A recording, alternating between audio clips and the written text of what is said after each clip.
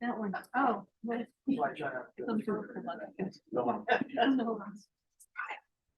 All right, everyone, I'm going to call the docket. So if everyone can please have a seat. When I call the docket, please let me know that you're here.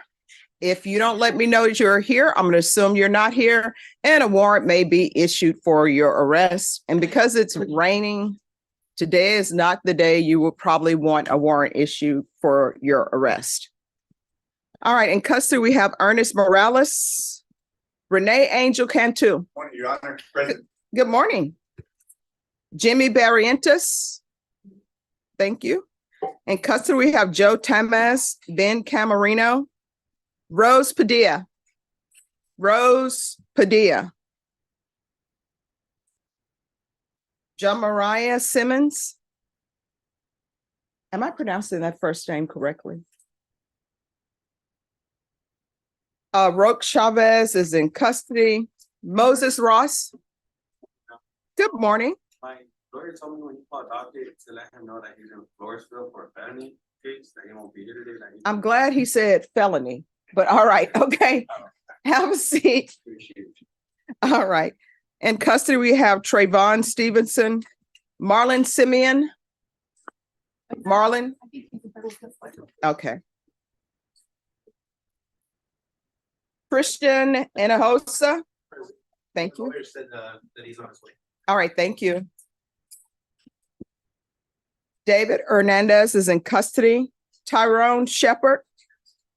Thank you. Angel Montoya. Angel Montoya. Is he in custody or on bond? Okay. In custody, we have Stephen Estrada. Joshua Mejia. Oscar Martinez. Stephen Acera. I see him by Zoom. And in custody, we have Juan Carranza, Johnny Joe Webb. Johnny Joe Webb. Oscar Martinez, custody. Tyrone Eds, custody. Carl Jones. Thank you. Jonathan Requint, how do you pronounce that?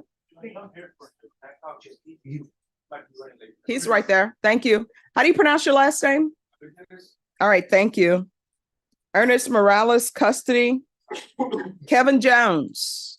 Kevin Jones. In custody, we have Luis Ramirez, Christopher Morrison. Here. Thank you. Kevin Jones. Robert Van Horn. Here. Where? Counsel, Your Honor. Where are you, sir? You guys need to stand up. When the judge calls your name, stand up. Thank you. Thank you. Louis Henry is in custody. Ben Camarino, custody. Christopher Esquivel. Good morning, Judge. I'm present for him. I'll let the court know when he gets here. All right, thank you. Rudy Gonzalez. Rudy Gutierrez Gonzalez. Kevin Curiel. Here. Thank you. Deputy Laura, it looks like a lot of people are going to be in the box today. Trayvon Stevenson, custody. Matthew Lavario, custody. Jamariah Simmons. Camillus Galvan. Present, Your Honor. Thank you. Victor De La Vega. Where are you at? Stand up. Stand up. All right. Felix Apollinaris is in custody. Tanya Ortega, custody. Christopher Vidaria. See how that just, my voice went down because I don't know how to say the last name. Vidari? All right. Christopher Vidari. In custody. Oh, thank you. Alan Paul Mayo. Alan Paul Mayo. Sebastian Delgado. Sebastian Delgado. Ernest Mora. Are you Ernest Mora? Then why are you standing? Oh, restroom? Okay. Marcelano Padilla is in custody. Martin Carrion, custody. Johnny Joe Webb. Here. Thank you. Janelle Garza. Thank you. Sammy Salazar, custody. Danny Gaeta, Danny Gaeta. Oh, custody, thank you. MC Reed, thank you. Antonio Barrientos, custody, I'm here on that, Judge. thank you. Gilbert Perryman III. Gilbert Perryman III. Clark Shepherd. Thank you. Joseph Harris, custody. Rogelio Sanchez, custody. Tony Torres. Here. All right, thank you. All right, is there anyone who came in late or your name was not called? All right, what is your name? All right, what page you see it, she on? All right, you can have a seat. Anyone else? Your Honor, I wasn't in here to announce for Tristan Hinojosa. He was moved from the 28th to today's docket. I'm not sure if you called that name. All right, thank you. We will see. He's here. Thank you. All right, sir, have a seat. All right, everyone, these are the rules of the court. I announce these rules every day because sometimes people forget.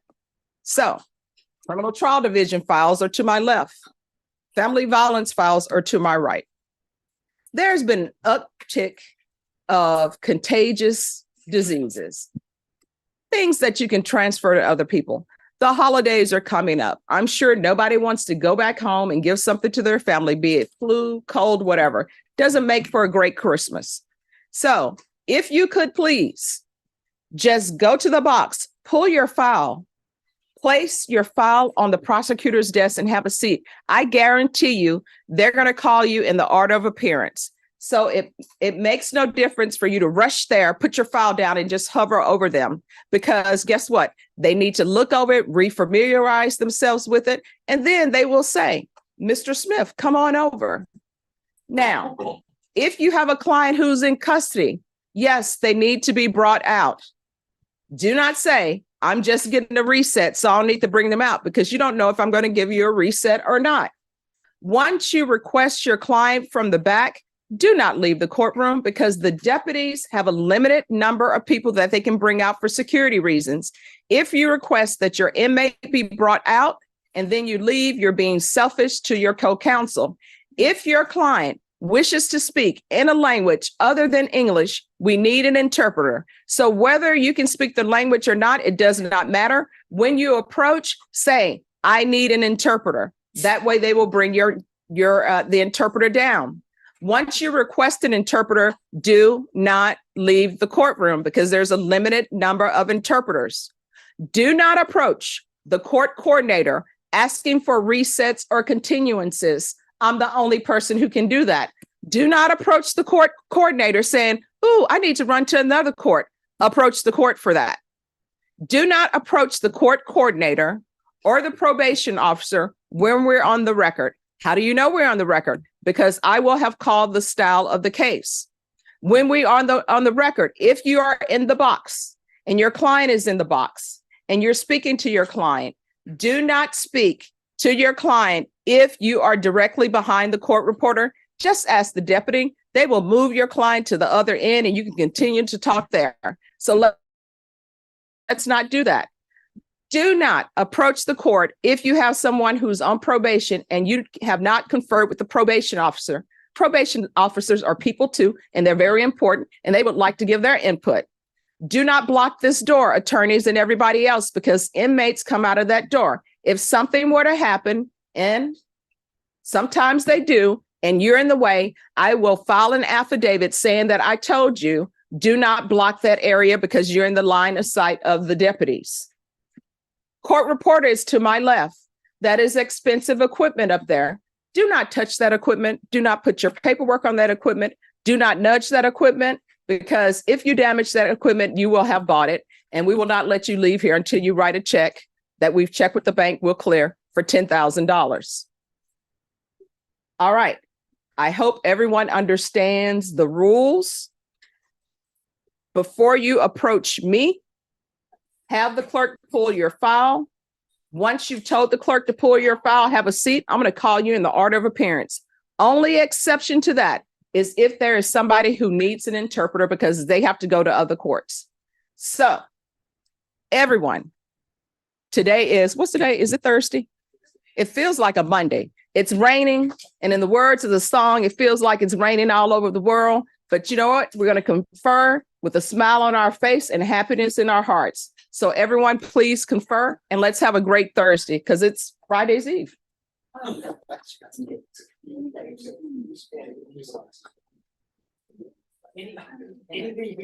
thank you.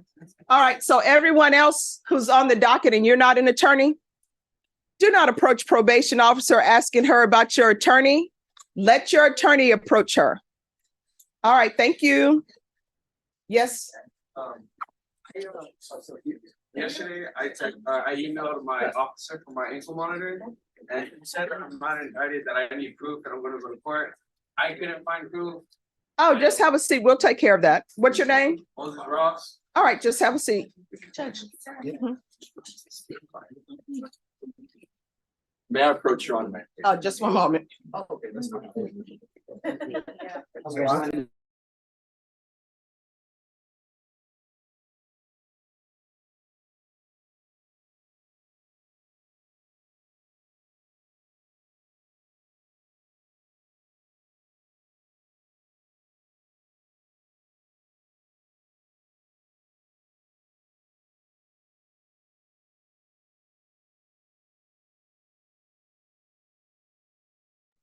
May I- Yes, Your Honor, may I have permission to go answer in the 144,000 back? yes, you do. See, I like that.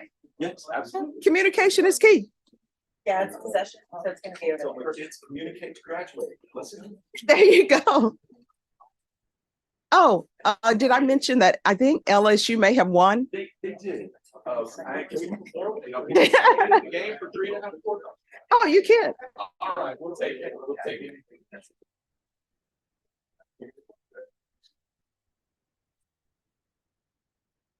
All right, Moses Ross. Yes.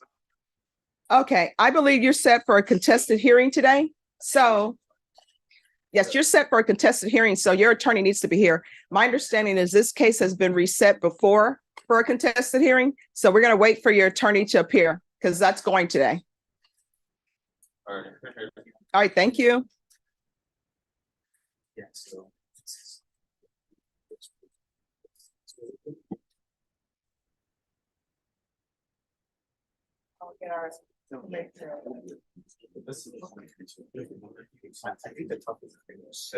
Jamaria Simmons, Angel Montoya, Johnny Joe Webb. Thank you.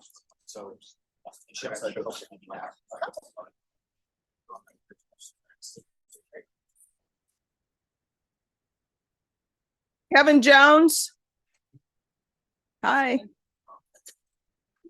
Christopher Escobar. Judge, I'm present, I'm texting him. All right, thank you. Rudy Gonzalez.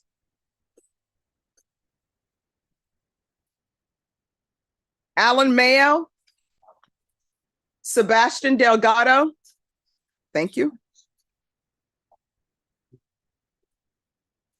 Gilbert Perryman.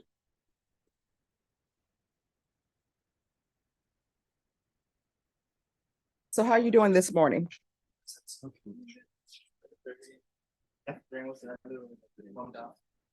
Well, you know what?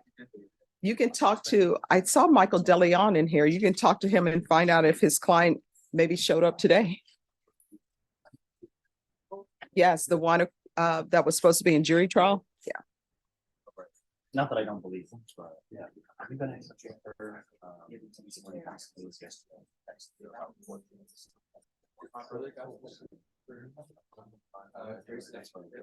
Oh, wow. Yeah. So then the next step is they're gonna get you, I mean, he's gonna be sent out to another one of the courts. So it could be on the civil side, it could be on the criminal side, which would be misdemeanor court as well, or they could send them to juvenile. And then some of the some of the municipal courts, they have jury trials as well. So it could be sent anywhere. Michael, our student was there waiting.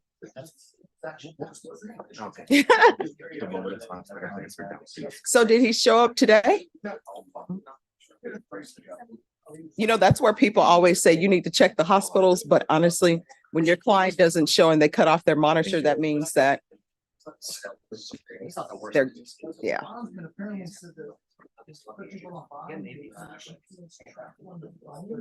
Oh, wow. Oh, that is something new. I tell you what, that they sent us an email a while back. And I think that was during our first term as judges, where they said they had this new app that people would download to their phones and they could check them and see if they're taking their UAs and immediately give the court an update and say, this person is doing what they're supposed to or they're not. But of course, that never happened. We're saying, oh, no, we're not going to do that. Yeah.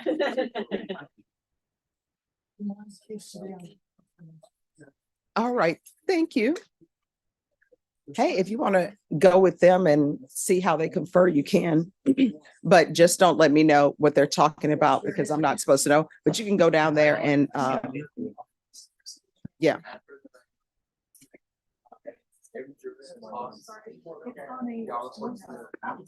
Yes. Yes.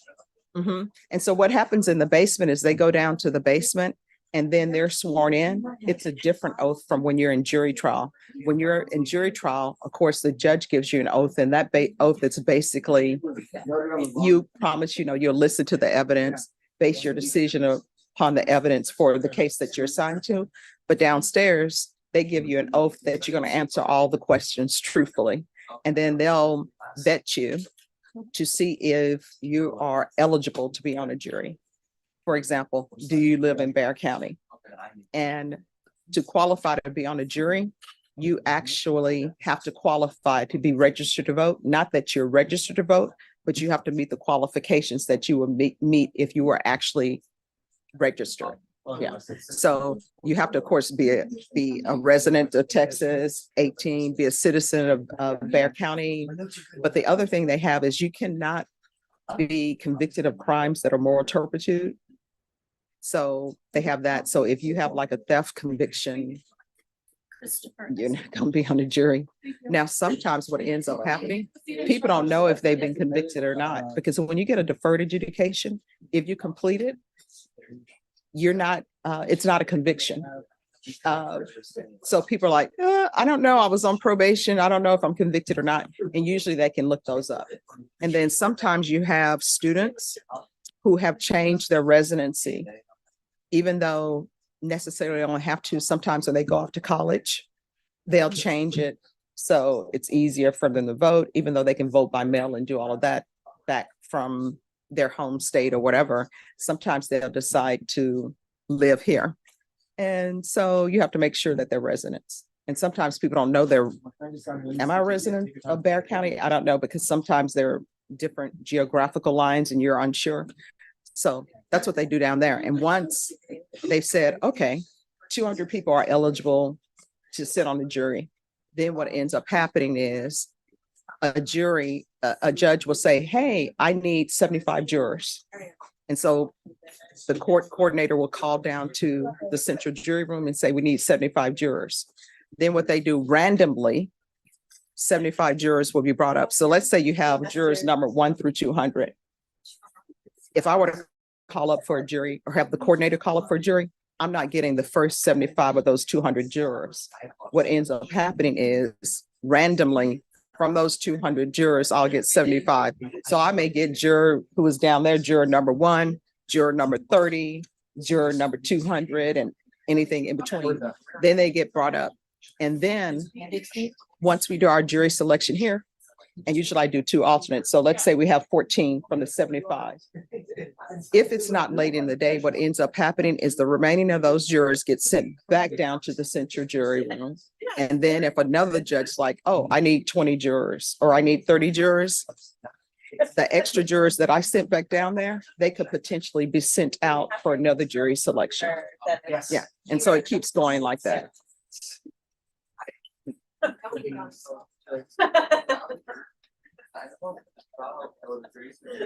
Mhm. Mhm. Mhm. It depends on sometimes the type of case. For example, on child sex cases, usually people don't want to sit on those. And then sometimes if you have a case, let's say it's an assault case, and believe it or not, you can have people when they ask, and sometimes people have never asked this, I would always ask, is there anyone here who's been a victim of a sexual assault or a victim of family violence? Yes. You will usually have everybody raise their hand and say yes. And so then maybe some of those people can't sit on the jury because they say, I'm not going to be fair. Or either some people will say, it's triggering for me to be involved in a case like this, so you have to release them. And then on some cases, people cannot consider the full range of punishment. So sometimes on sex cases, if the range of punishment is 2 to 20 years, people will raise their hand and say, I'm not going to consider anything less than 20 years. Well, if that's the case, you can't be on the jury because you can't be fair because you can't consider the full range of punishment. So sometimes you'll lose jurors for that. So on those cases, that's why I'll ask for 75. And honestly, I always ask for 75 jurors because you never know where questioning may lead. And if, for example, they bust a panel, let's say I have 75 jurors, I need 14, and we're only able to qualify 10 jurors. So what ends up happening is we'll keep the 10 jurors that have been qualified, and I'll have the court coordinator call down for more jurors to come up, and we'll start the whole jury selection process again with those people who have been called up. How's it going today? So yeah, it takes some time. They're better. Your guy was Hmm. missing. Yeah. Oh, that happens sometimes. And I would tell you, when I was a defense attorney, if it's a case where I want my, He's really doing his like my client really doesn't want to go to trial right away, there's always a way to try to bust a panel. And then sometimes during the holiday seasons, if you bust a panel, there's not going to be another panel available for you. So, yeah. Yeah. So yeah, that's what happens. Joel Perez. Mhm.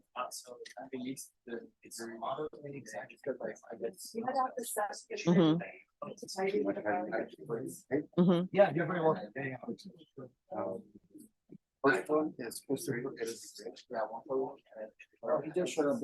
Christopher.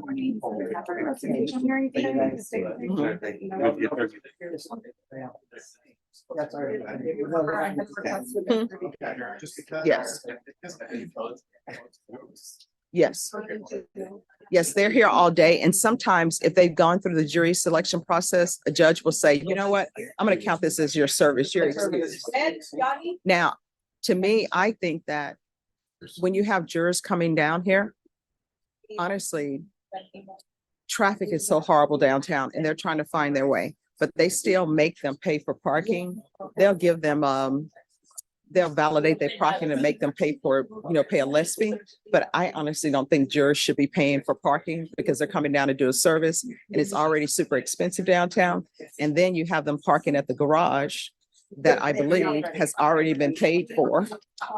And they're not even guaranteed a space at the parking garage. So then they're driving around trying to find where to park.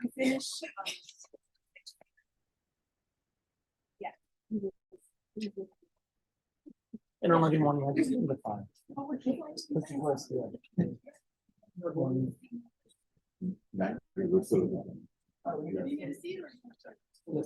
Thank you.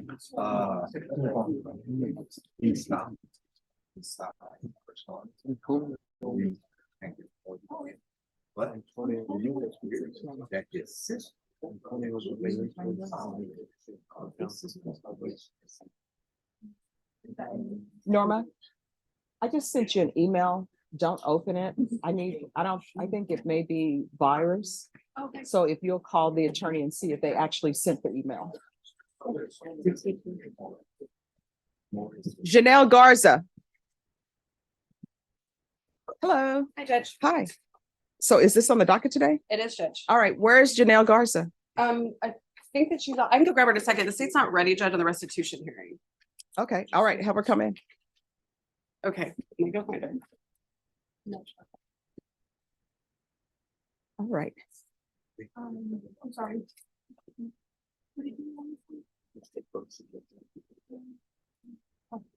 Christopher Esquivel. Yes. Who's the attorney? Oh, who is that? Christopher Esquivel. What's the name? Just a- oh, we did. All right, Sorry. Can you get that back? sure. You did by hand.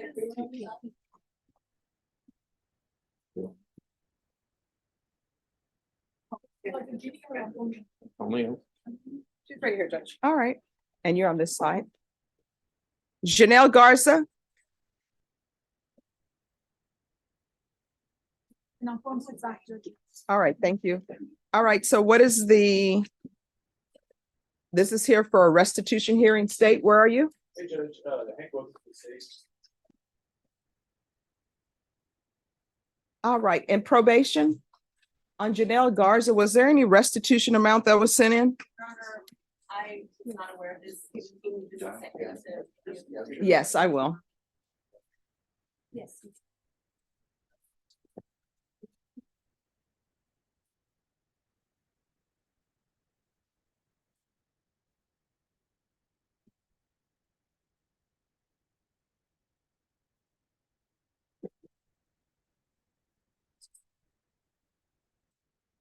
All right.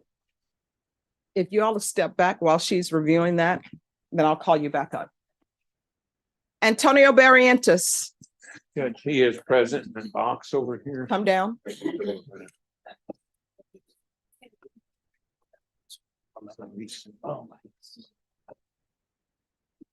All right, so what are we doing on this case? Your Honor, we came in on the first setting about a week and 2 days ago. Mhm. There's a doorbell video of the entire incident we're trying to get.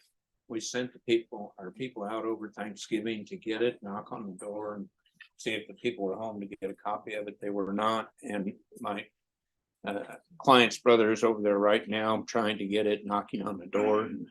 He said they're not answering and might come back later. Okay, so if this doorbell video is never received, what are we gonna do? Well, we're either gonna have to try it or maybe look at a resolution. I'm not at that point because I don't know the existence or what the existence of the Ring doorbell is. You'd granted me a short reset for 1 week, Mhm. and I came in and I said I had to go to the dentist and you gave me till Thursday. Mhm.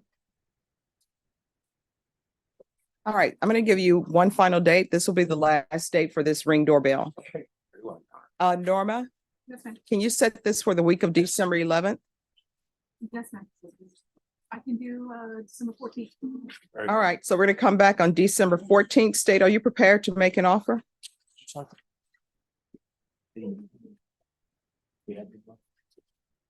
But we've made an offer, Judge.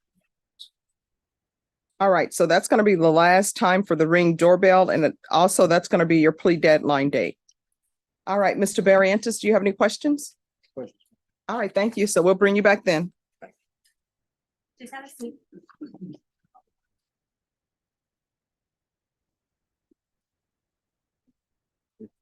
Christopher Esquivel. Present, Judge.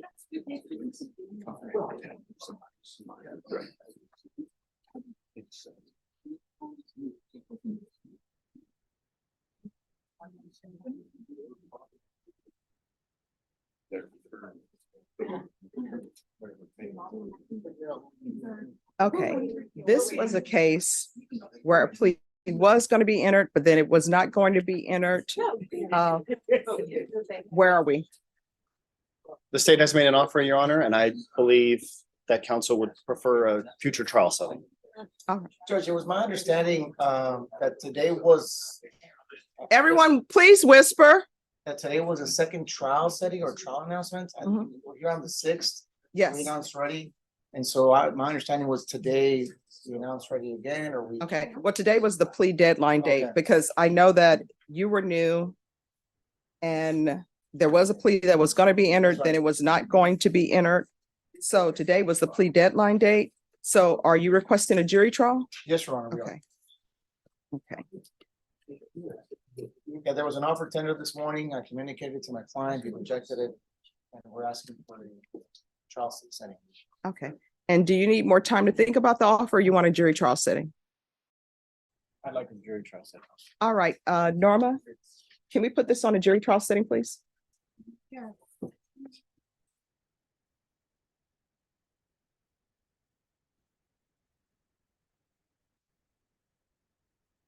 All right, is there an evaluation due? No, Judge, I talked to the state. I don't know why there was that note on the docket. We never filed one. I don't think my client needs a psych. Let me see. I don't have him requesting a psych evaluation on the docket. I think the recall of the plea had something, was it something to do with his status or? No, Your Honor. Okay, Okay, Judge. Let me get him, talk. all right, Norma, are you able to put this on the 4th to see if that's doable?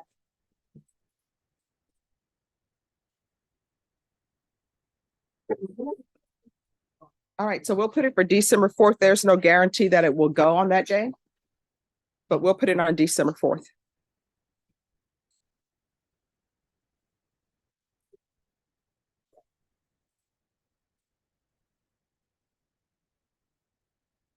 All right, she'll give you a reset form and then you're excused. Thank you, Judge. You're welcome.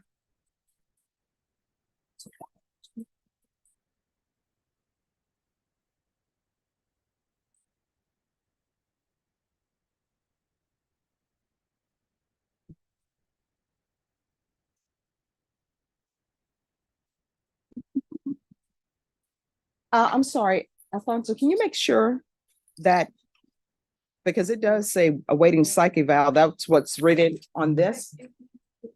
Tony Gomez? I'm sorry, what? For Rudy Gonzalez. Okay, all right, because otherwise they will hold you up. Yes, Judge. All right, thank you. Camillus Galvan.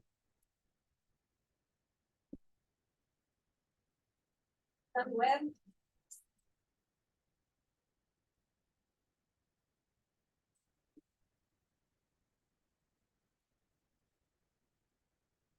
All right. So what is happening with these cases?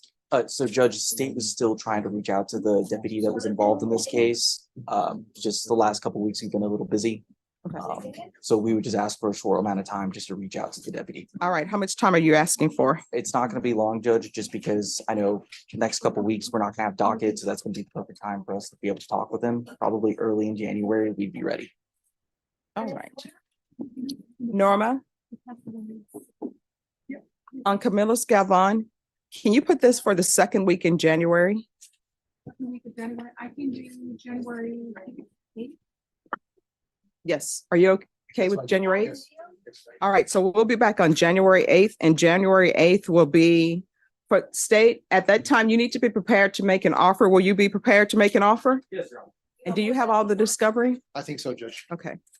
All right, once you sign the reset form, you're excused. Thank you for dressing appropriately for court. Thank you. Okay. Sebastian Delgado?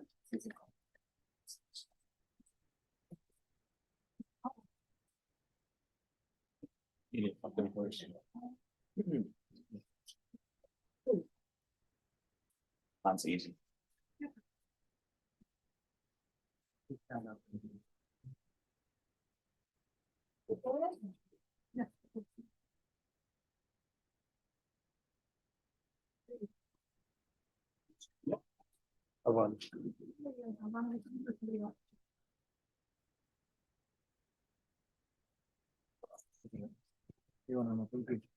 you. You ready on yours? I need to get the file. I don't know if you have it.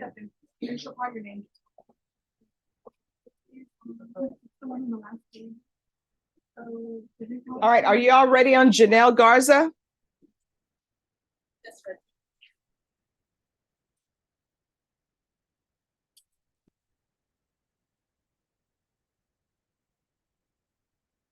All right, so probation, do you have any update on restitution amount or no? No, Your Honor. Ms. Garza was just granted probation at the beginning of November. Typically, we send out a restitution letter within the first 30 days of her being granted probation. Mhm. She hasn't even met with her probation officer yet. After the 30 days, within the 30 days of sending the letter, the respondent then has 21 days to respond back. So that process has not began yet.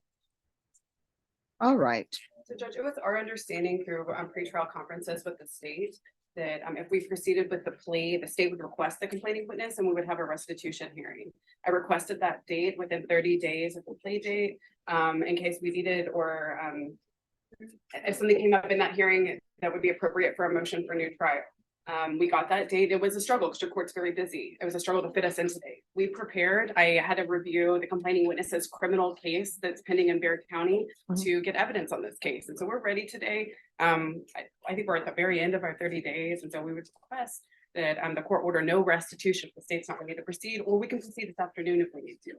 All right, state, when do you anticipate having the information from your complainant or having the complainant present? I have not reached out to him since before we took the plea, Judge, so we're not ready. We asked for a short reset, and if defense counsel would like to file her motion for new trial, if today's the day, that's, All right, so what we'll do, and if your client wants to appear for the hearing by Zoom, she can appear by Zoom. Are you going to object to her appearing by Zoom if she has to appear by Zoom?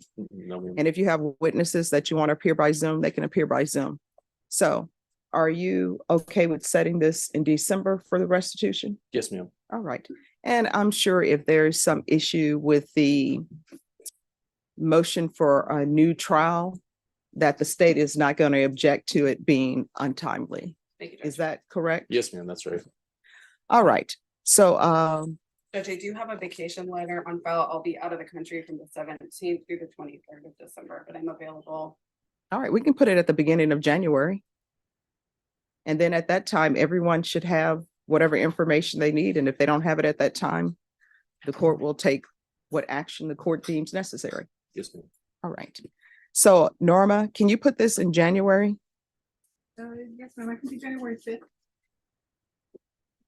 Friday? Yes. Oh, yes. Yeah. Okay. January 5th? Yes, ma'am. All right.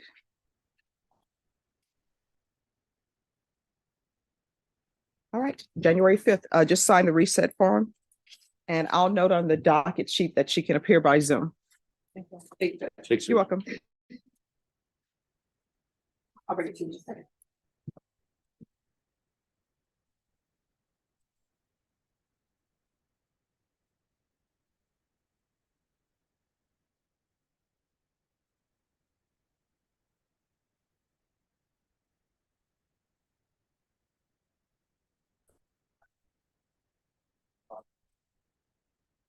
Tony Torres? With council judgment, we approve. Yes.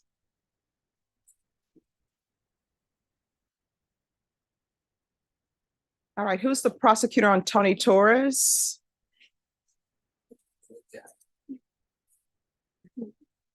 And where is Tony Torres? Mr. Torres, come on up.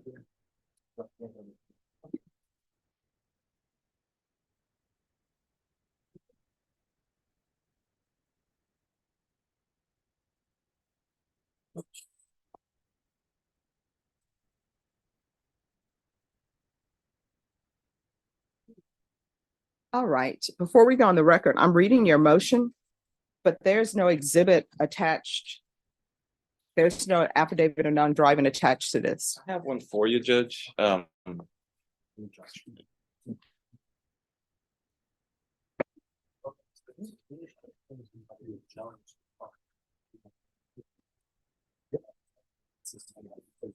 Yes.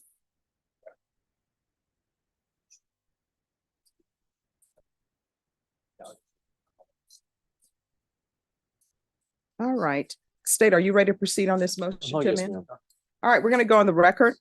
Court is calling 2023 CR 10354, State of Texas versus Tony Torres Jr.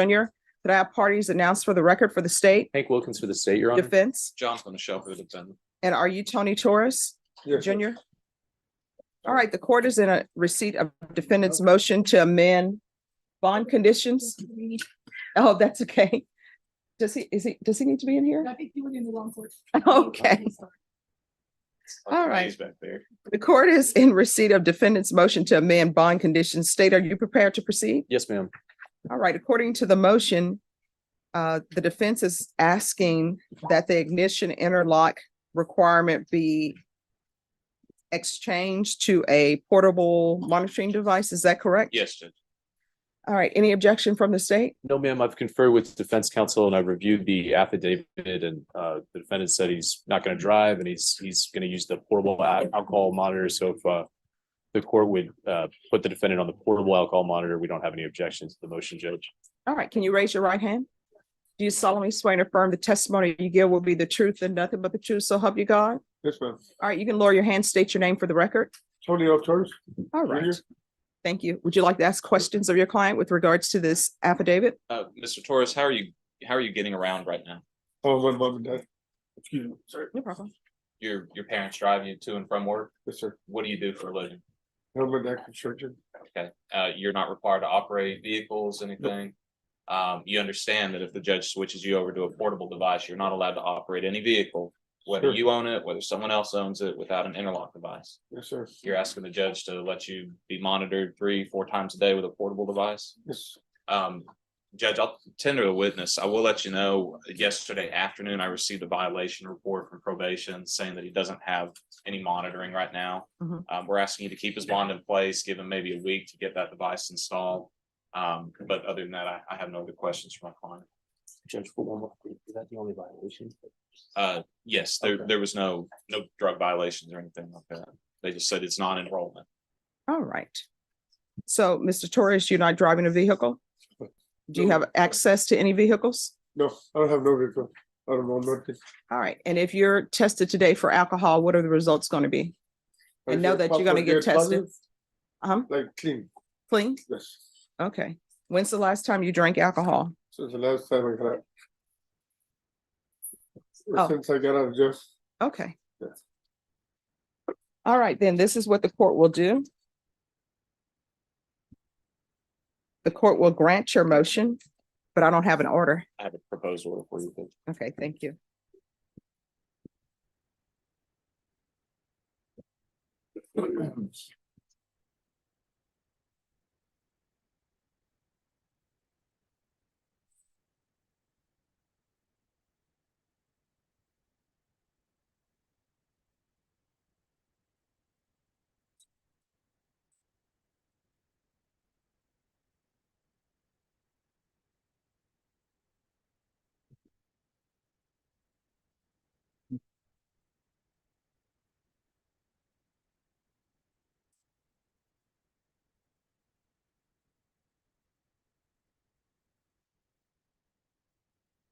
All right, then the court will grant your motion to have a portable alcohol monitoring device in lieu of ignition interlock. What I'm going to tell you is, because it sounds like you have a cold or something. No, I take a lot of medication. All right, so do not do this thing where you are drinking NyQuil or something else that has alcohol in it, because if it comes back as a positive UA, we're going to have a problem. You understand? Yes. All right, so have you all received all the discovery in this case? I'm not sure if I'm still waiting for lab results, Judge. I've gotten their initial discovery that's available on the portal. All right, so is there a need for a standing order for discovery, for breathalyzer or blood tests? I don't know what happened in this case. You know, Judge, this is not, this is an off docket case, so I haven't reviewed this one yet, so I'm not sure, but I can talk to the defense counsel and we'll have him file that if he needs to Okay, come back with that. all right, Ms. Ferguson, on Tony Torres, can you look that up on the system and see when it's actually set? And then we'll give you your setting now. That way you won't have to come back. It's actually set on December 12th. All right, Norma, if you can.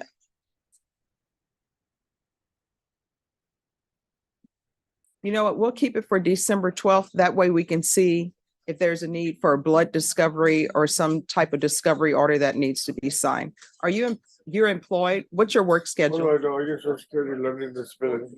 All right, okay. All right, so he can come back on the Yeah, 12th. I help him because I know I'm in trouble, so I have to help pay the bond. So I'm helping my dad on the weekend, so he picks me up All right. So we'll bring him back on December 12th. That date's fine, Judge. I am in trial in district court over in Kendall County on the 11th, 12th, and I think the 13th. I can have him here, but I may not be present. All right, Norma, can you move this to the 18th? All right, we'll be back on the 18th. And if you'll sign the reset form, you're excused. Is there a deadline you want him to have this device? I don't know how quickly a vendor can get him. Oh, they should be able to get him very quickly. He needs to call pretrial services today and find out exactly when they can put it, give him the device. So.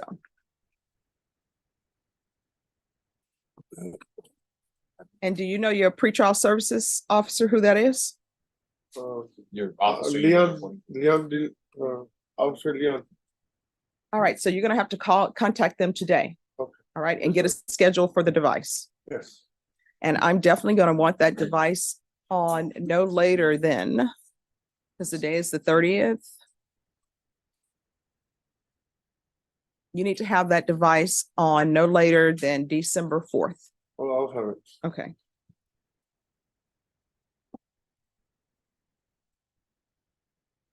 All right, if there's nothing else, you are excused Thank you, after you Judge. sign the reset form.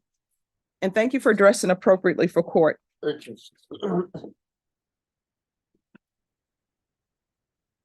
You can go grab a seat outside.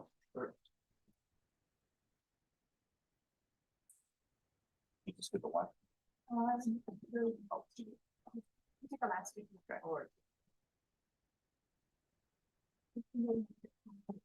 Yeah, appreciate it.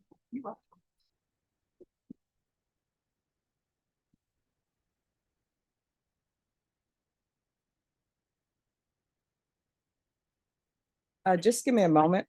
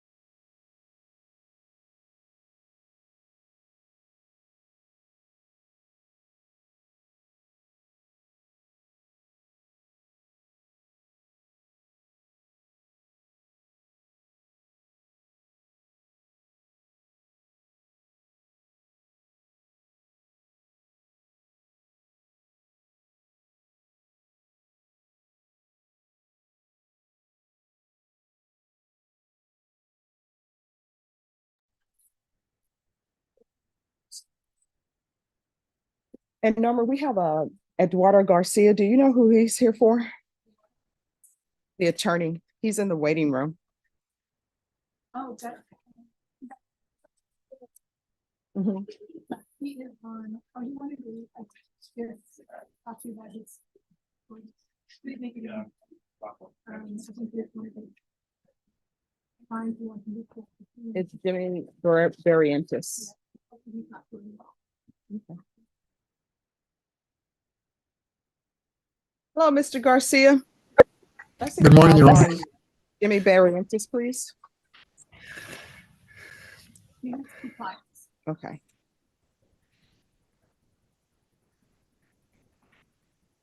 All right, Mr. Garcia, are you ready on Jimmy Barrientos? I'm ready to inform the court of where we are on it, Your Honor. All I've right. not Where conferred is with. Jimmy Barrientos? He Come is there forward. in the back. He's in the back. I see him there. Come forward, Mr. Barrientos.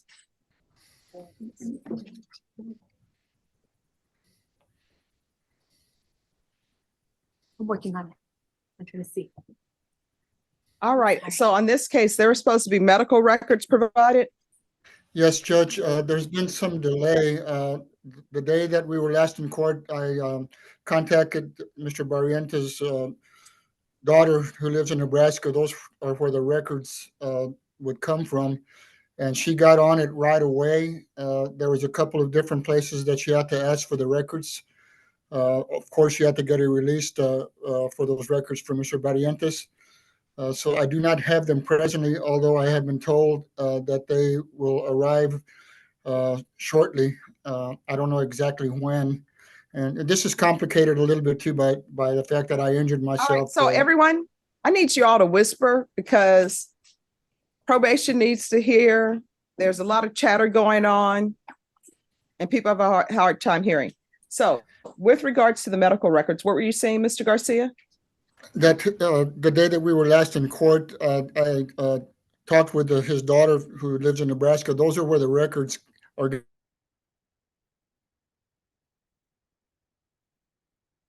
Mr. Garcia. Right away, she got on the request right away, but there was a little bit of a delay because she had to get authorization.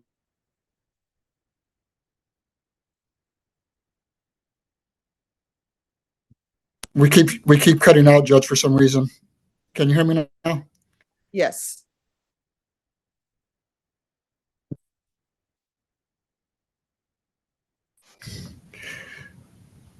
Yeah, we're having some technical difficulties, Judge, it looks like. Okay. Can you hear me All now? right. Yes, I can hear you now. Okay.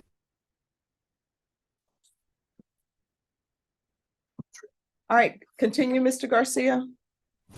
I do not have those records to share with the state and the probation department presently, Your Honor. But those need to be provided so that we can come to a resolution of the case. All right, so when are those records going to be here? Because we've been waiting since October 26th was the last setting we had on this case. Yes, Judge, I'm aware of that, and I've tried diligently, but since the records are from out of state, it's been a little bit difficult. I would say maybe 2 or 3 weeks, Judge. And I'd like to ask for 30 days, Judge. I'm recovering from a dislocated hip, and that's real hard for me to get around right now. I had to struggle a little bit to get here this morning to do this Zoom, but I've got a doctor's appointment tomorrow, and hopefully they'll let me know how I'm going to progress here with this injury. Okay, I'm going to give you all till December 18th. That's fair, Your Honor. Thank you very much. And if you're drug tested today, what are your results going to be? And you're getting drug tested today. Positive for what? How often are you using meth? No, I didn't ask you why you're using it. I'm asking you, how often are you using it? Once a week, maybe 2 times a week, probably. All right, so here's the thing, Mr. Garcia, I don't know what I'm going to do with this case, but I do know if he continues being out on bond using meth 2 times a week, he's probably not going to make it to December 18th. Judge, I'd like for you to give him the opportunity, a lot of, and I'm not justifying whether at least he was honest with you. I mean, No, I appreciate his honesty, but we need to set a date sooner than the 18th. If you don't have the records before, at the date that I'm going to give you, then we can always put it back on the 18th. But I can't have him using meth 2 times a week and then he ends up getting a bad batch or he ends up overdosing. Then guess what? I feel bad because I knew he's using meth and I'm not doing anything. No, I understand, Judge, and I appreciate your concern for him. A lot of this has to do with his medical condition. I'm not justifying his use, but I appreciate his honesty as well. But, he's a very ill man and he's coping with his illness, I guess, using drugs, which he shouldn't be doing. But that's kind of why these medical records are so important, so the court can see what's going on with Mr. Barrientos. All right, I'm going to bring him back on December 7th. I'm sorry, Michelle, are you okay with December 7th? The 18th. Okay. All right, thank you. All right, I'm being asked by probation to keep it on December 18th. So this is what I'm gonna do. I'm gonna keep it on December 18th. Mr. Garcia, if you have information before then, let us know and we'll move it up. Okay, But Judge. while you are out, I'm gonna want you to do some NA meetings, okay? So I want you to do an NA meeting a day until we come back on December 18th. Do you understand? And you can do those throughout the city. You can do those by Zoom. You don't even have to be in person anymore. Do you understand? Okay. Maybe he can get some direction from the probation officer, Your Honor, to lead him in the right direction. I don't want him to fail on that before he leaves, so he'll know where to go. All right. All right. Thank you for dressing appropriately for court. All right. Thank you, Mr. Garcia. Do you have someone else with us? I do, Judge, but I don't believe he showed up. It's Ernesto Mora. Ernesto Mora, Ernest Mora. He's here. Come Okay, forward, good. Mr. Mora.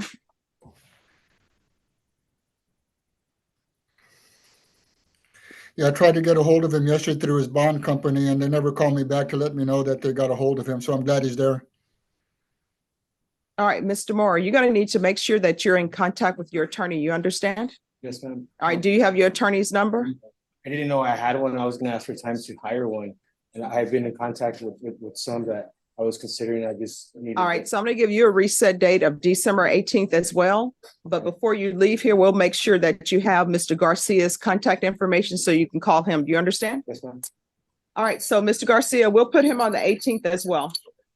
Okay, Judge, thank you very much for your All consideration. right, all right, you're welcome. I hope you get better. Hips are not fun. I hope so, Judge. You know, 60 years of playing basketball and I finally injured myself. Can you believe that? Oh, my gosh. Well, It's, I hope you feel better.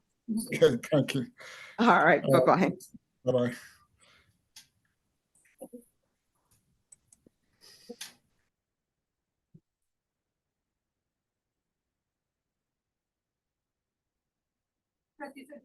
December 18th. Yes.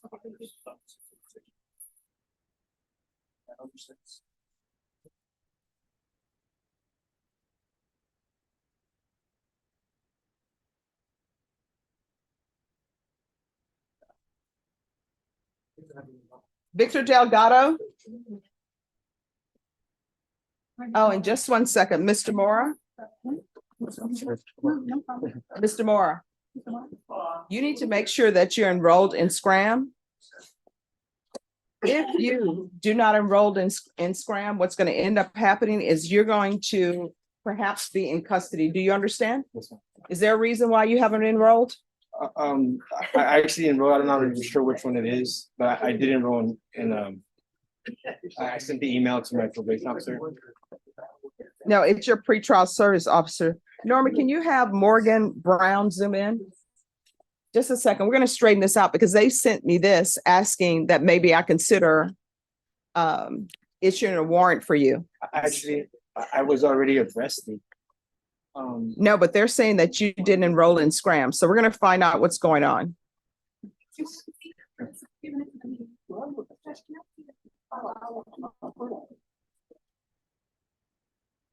Here you go.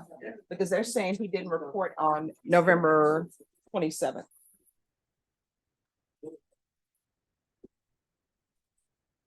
All right, Victor Delgado. I'm sorry, Victor de la Vega. No problem.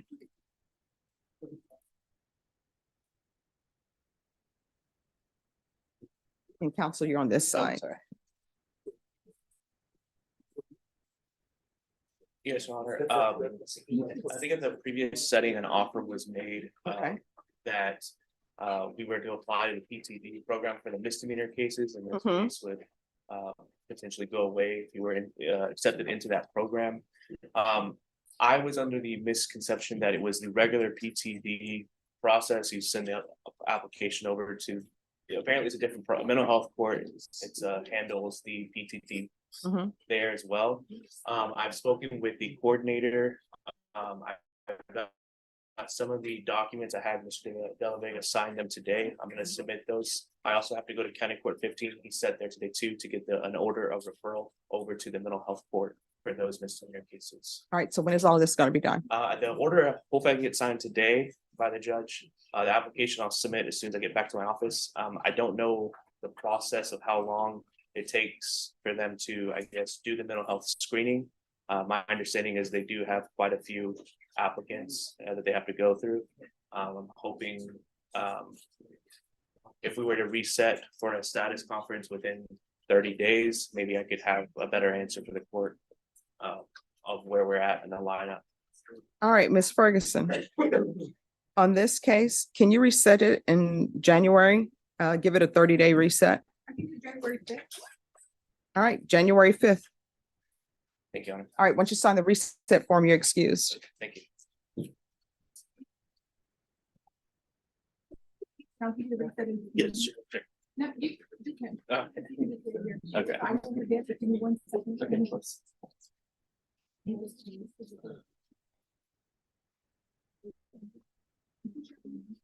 Victor, go with it. Page 14.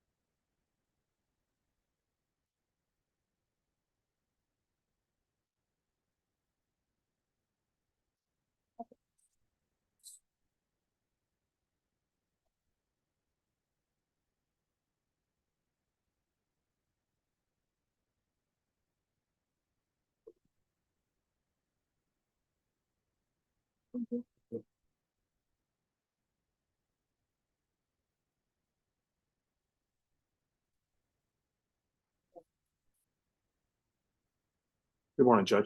Good morning. Hey, how are you?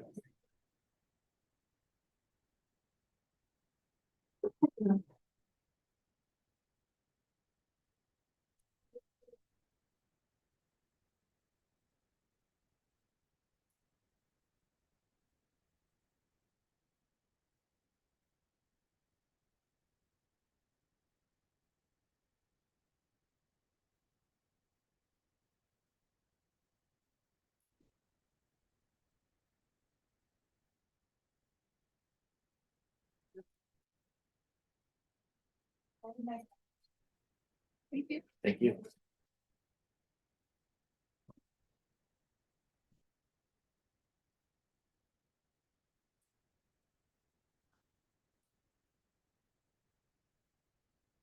Including 4 of us or 13 of y'all plus my 4. Questions?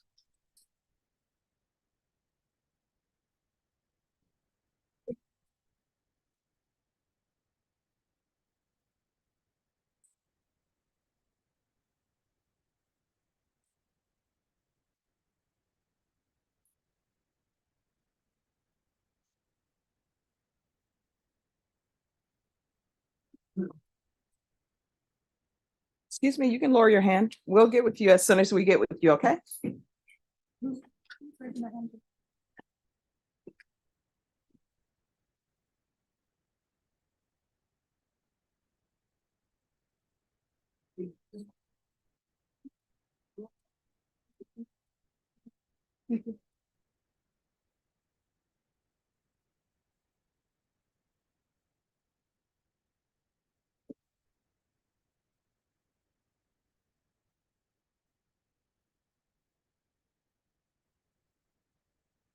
She left. Yeah, I think on Kevin Jones, then I just need to go forward and say we have a plea bargain offer and I want to get a plea deadline date. Kevin Jones. All right. All right, please be seated. I think that's the next step, right? Okay.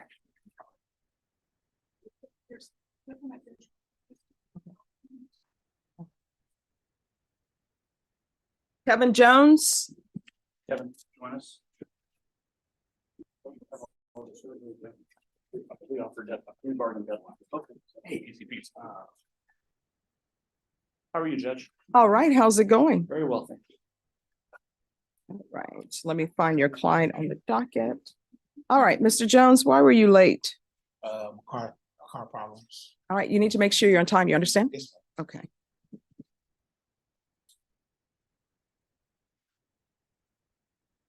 So I have that all discovery. Do you have all the discovery? Yes, Judge, have all the discovery now. We'd like a plea bargain deadline setting if we could get that. Okay. And I think that at the next setting, we'll have this matter resolved.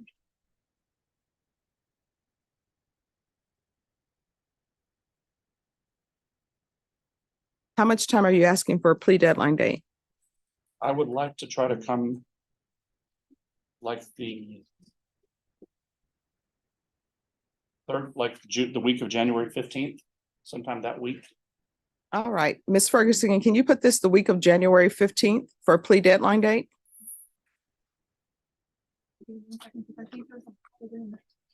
Yes. It would have to be the 16th. Charles. That's fine. The 16th is fine. The 16th? Yes, ma'am. All right, we'll see you on January 16th.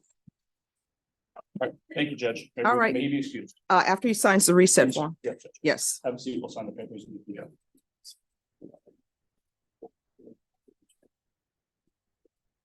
That's what actually is in the.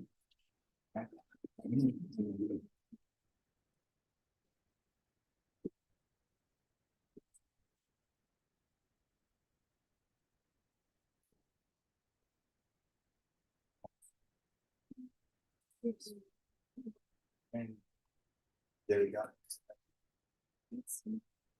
Clark Shepherd. Thank you, Judge.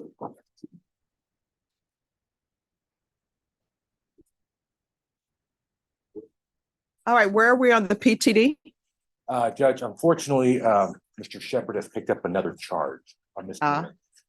So that has negated the agreement. I'm asking for a reset there. There's a different lawyer on the misdemeanor, so I'm trying to look into that. I'd like a little time to try to figure out what I can work out there. So then the issue is the misdemeanor? Yes, Judge. He has two files. I only have one. Tyrone Edward Shepherd. I mean, Clark Edward. This is Clark. Okay. So what is the alleged new charge? Violation of protective order. Okay. Let me just find him on the docket.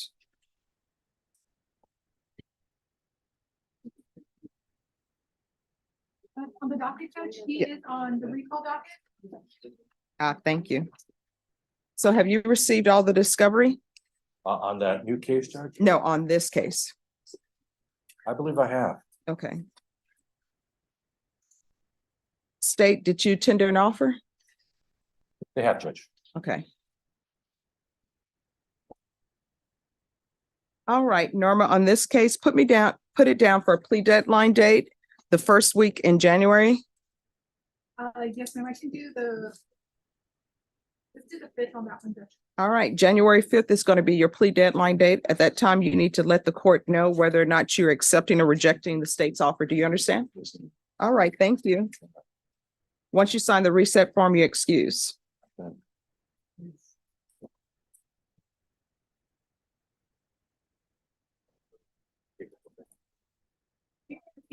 Your reset. Sorry, thank you.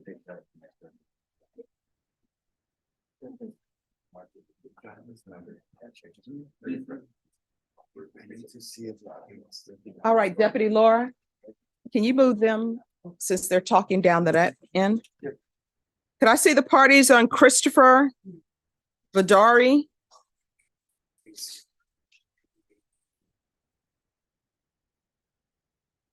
Court is calling 2023 CR 9479, State of Texas versus Christopher L. Vidari. Can I have parties announced for the record for the state? Hank Wilkins for the state, Your Honor. Defense? Todd Lester for Christopher Bedard. And how do you pronounce your last name? It's Bedard, or Bedard. without him. Oh, okay, I can't do that accent part. Right. Everybody has this problem. All right, and are you Christopher Vidari? Yes. All right, there's no application. Thank you, Judge. Counsel, have you received all the discovery and did you review it with your client? I have, Your Honor. Court will find that the state is in compliance with discovery. Mr. Vidari, I'm showing you what's entitled True Bill of Indictment. Did you review that with your attorney? Did you understand it? Yes, Your Honor. Counsel, do you waive the reading of the indictment? We do, Your Honor. State, are you proceeding on the indictment as presented? Well, we are, Your Honor. No, we're not.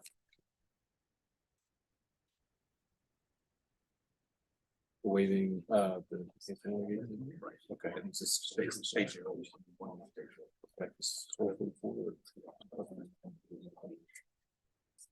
Okay, we're waiving the enhancement allegation, Your Honor. And,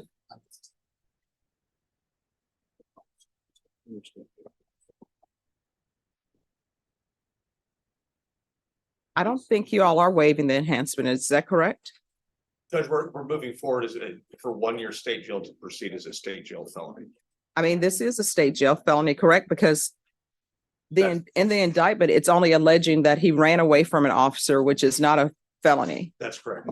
So then the enhancement allegation is being used to make it a state jail. Correct. So y'all proceeding on the indictment as presented? we are, Your Honor. I'm sorry for the misunderstanding. Oh, no problem. I thought there was a repeated allegation. That's okay. I was thinking the law maybe had changed and I wasn't aware. All right, so you all are proceeding on the indictment as presented. Yes, Your Honor. All right, Mr. Vidari, I'm showing you what's entitled Court Admonishments. Did you review that document with your attorney? Did you understand it? Did you sign it in all the appropriate places? Yes, Your Honor, I did. Did you understand you're charged with the offense of evading arrest, detention, second or more? That's a state jail felony. Range of punishment is anywhere from 180 days up to two years in the state jail facility and up to a $10,000 fine. Did you understand? Yes, Your Honor. If you have a plea bargain agreement with the state, the court does not have to follow your plea. If for any reason the court doesn't follow your plea and gives you more than you bargained for, the fact that you entered a plea will not be used against you and you will be allowed to withdraw your plea. Did you understand? Yes, Your Honor. Did you understand you have a right to jury trial, a right for you or your attorney to cross-examine and confront any witnesses the state would call and the right to remain silent? Yes, Your Honor. Did you understand by entering this plea, you were giving up those rights? Yes, Your Honor. And did you intend to give up those rights and enter into a plea in this case? Yes, Your Honor. Counsel, has your client been able to provide you with any defenses? He has, Your Honor. Do you believe he has a rational as well as a factual understanding of the charges against him? I do, Your Honor. Do you believe he's currently competent and was legally sane at the time of the offense? He is, Your Honor. All right, so everyone, y'all are talking too loud. Court reporter is having a hard time. Mr. Vidari, has anyone threatened you, coerced you, or placed you in fear to get you to enter this plea? No, Your Honor. Anyone promised you anything other than the plea? No, Your Honor. Are you satisfied with the way you've been represented? Yes, Your Honor. Are you a U.S. citizen? Yes, Your Honor. Court will find that defendant has knowingly and voluntarily waived his right to jury trial. Showing you the plea bargain page. Did you review that with your attorney? Did you understand it? Yes, Your Honor. According to the plea, punishment is to be assessed at 1 year in the state jail facility. There are no applications and the state is taking in consideration 715544, 722015, 715474, 713232, night mag number 740009 and 713231. Did you understand that to be the plea? Yes, Your Honor. Defense, is that the plea? It is, Your Honor. State, is that the plea? Yes, Your Honor. Showing you the waiver of appeal paragraph. Did you review that paragraph with your attorney?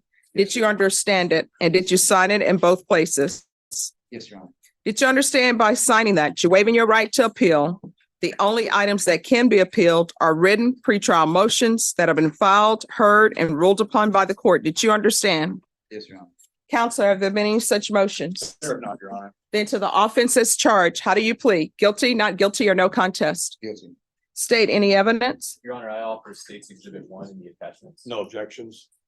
Showing you what's entitled waiver and consent to stipulation of testimony and stipulations. Did you review that document with your attorney? Did you understand it? Did you sign it in all the appropriate places? Yes, Your Honor. Again, did you understand you have a right to jury trial, a right for you or your attorney to cross-examine and confront any witnesses the state would call and the right to remain silent? I do, Your Honor. Did you understand that today the state will be presenting evidence in the form of witnesses' statements and police reports, but most importantly, there will be no live testimony? Did you understand? Yes, Your Honor. Court will find that defendant has knowingly and voluntarily waived and consented to stipulation of testimony and stipulations. Court will accept into evidence states exhibits 1 and attachments, and the court will review the same.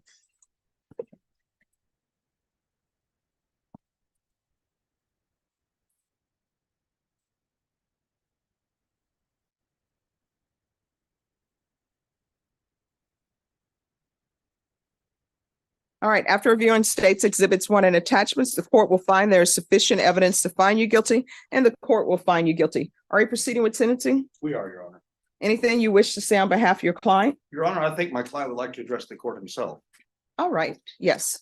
Well, Your Honor, I know I made a mistake and a bunch of mistakes. No, not mistakes. You made choices. Many choices, yes, made bad choices. I had surgery not too long ago. I had an abscess under my arm. I had surgery on my wrist. So I was out for like a month, no work. And that's why I was doing all this shoplifting, getting stuff for the house for me and my wife. I have 4 kids of my own. We adopted 2. We have a new apartment now. So you adopted 2 children and you're out stealing. Yeah, well, I mean, it's kind of hard just her doing it by herself. And I couldn't donate plasma, and I really didn't have the strength to do any type of work. And I just made wrong choices, like I said. But I do have a good support group. I do have a good job. No, see, here's the thing. What I know is when these children were adopted, was that through Child Protective Services? Yes, it was. All right. So what I know is when you adopt children through Child Protective Services, were they listed as special needs children or no? No, they're not supposed to. It was my wife's niece. She So what I know is when you adopt 2 children in the state of Texas, I don't know how they do it in other states, but I know in the state of Texas, what ends up happening is you get similar to a stipend for each child. So you are probably already getting about. Yeah, we get like a good $1,000. No, you get more than $1,000 because it's 2 children. Yeah. And not only do you get that, you get medical. And not only do you get that, those 2 children, I hope you all are encouraging them. They get to go to a state college for free. Yes, they get all those benefits. So they're getting benefits and you're stealing.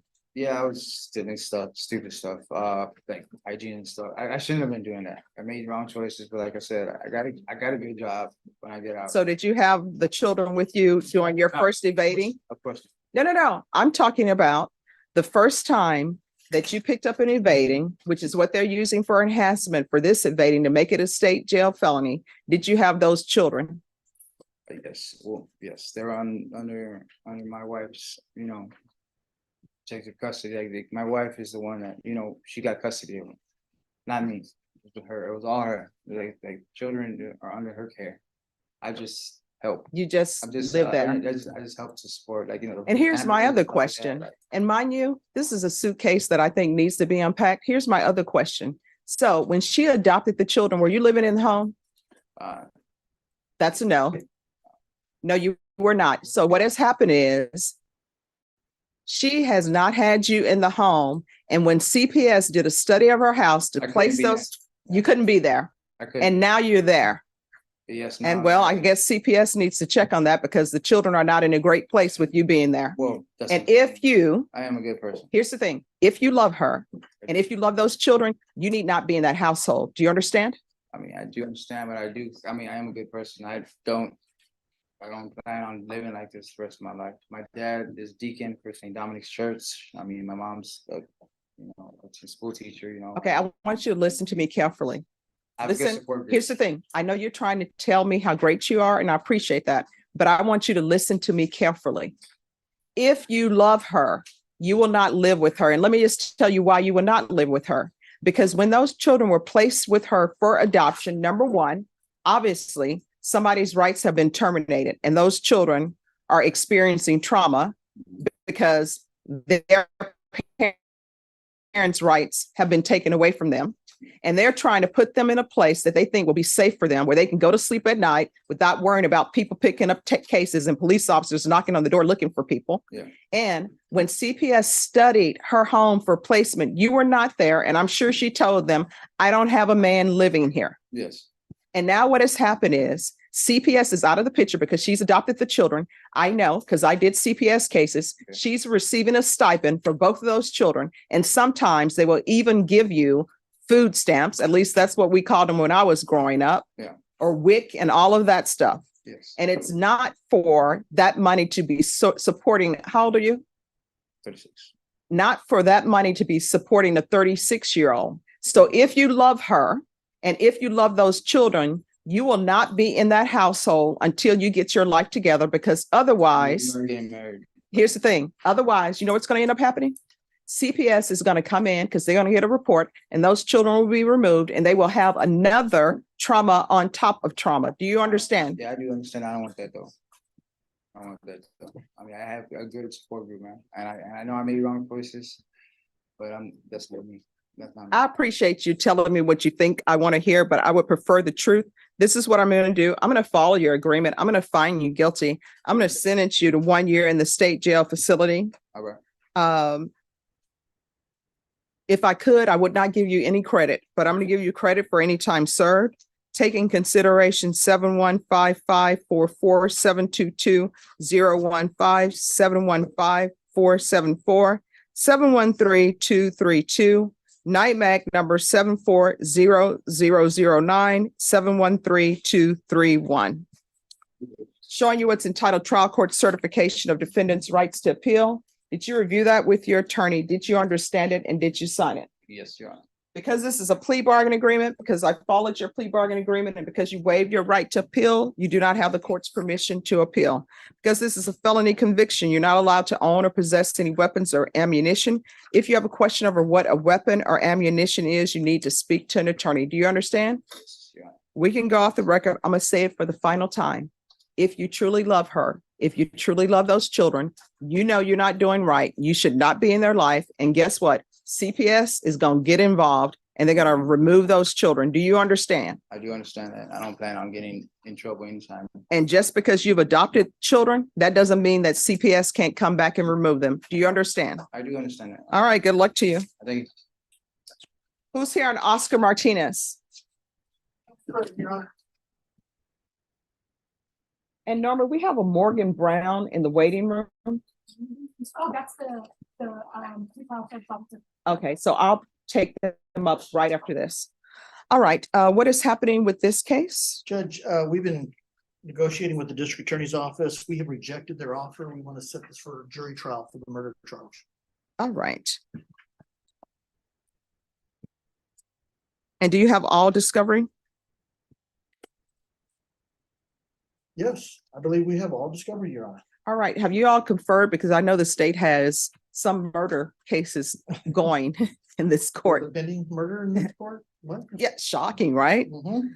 All right, so have you all conferred on what dates you all would like and how long will this trial last? This one, without board ire, judge, and it depends on whether judge or jury for punishment, if we get there, I would say about 3 or 4 days.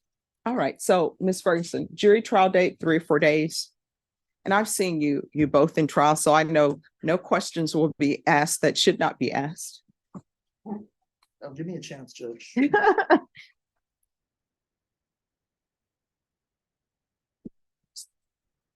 So, Mr. DeLeon, if you want to go over there with the coordinator and figure out a Yes. date, and then you all tell me what date you all have decided on. It will be in the new year, of course. Of course.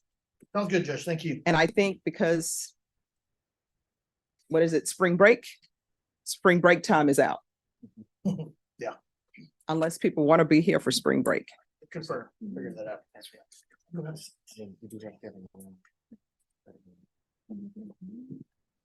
And then Mr. Brown, Morgan Brown.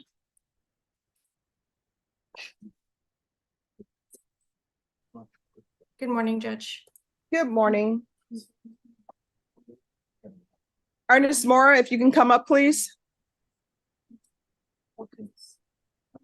All right, on this case, Mr. Mora is saying that he maybe has installed or has not. Do you know if he's installed any devices? He has not. He did email me yesterday afternoon to show that he has a interlock appointment scheduled. And when is that scheduled? When is your interlock appointment scheduled? I believe it's Tuesday. December 5th. All right, if he does not make that appointment on December 5th, just immediately let the court know, and then a warrant may be issued for your arrest. You understand? Yes. All right, is there anything else he needs to do? Do you want to put a pause on the scram? He was supposed to have both. All right, why is there a request for scram and ignition interlock? It's what he was released with originally. Do you have a vehicle?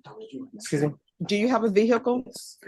Are you driving? No, it's broke down. That was half the problem, but I'm working to get it fixed and I should have it done by then. What I'll put is that he's to install ignition interlock on all vehicles and or scram. So if he does not have a vehicle, you will have to provide proof that you do not have a vehicle and you have no access to a vehicle. Okay. If that's the case, then we can do scram. But if he has a vehicle, I'm gonna want ignition interlock, and that needs to be done by December 5th. Okay. Is that doable, Ms. Brown?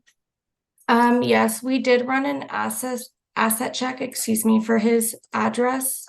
Unless it's changed since his last communication with us. And there are a number of vehicles at the address. 2, 3, 4, 5, 6 or 7. None of them in his name. All right, I'm gonna order ignition interlock. Okay. If you drive a vehicle without ignition interlock, we're gonna have an issue. Okay. So he has to have ignition interlock, period. Okay. And I'm going to want tight windows of check-in on the ignition interlock. He needs to blow into that at least 5 times a day. Ma'am, I'm no longer driving, nor do I intend on driving, and I have no. You just said you were getting your vehicle fixed. No, well, I'm working on it myself. It's broke down completely. And I was only getting it fixed because of this interlock order that I have. It's a really old vehicle. It's cost me a lot of money. I really don't even want it. So but are you gonna have a vehicle or not?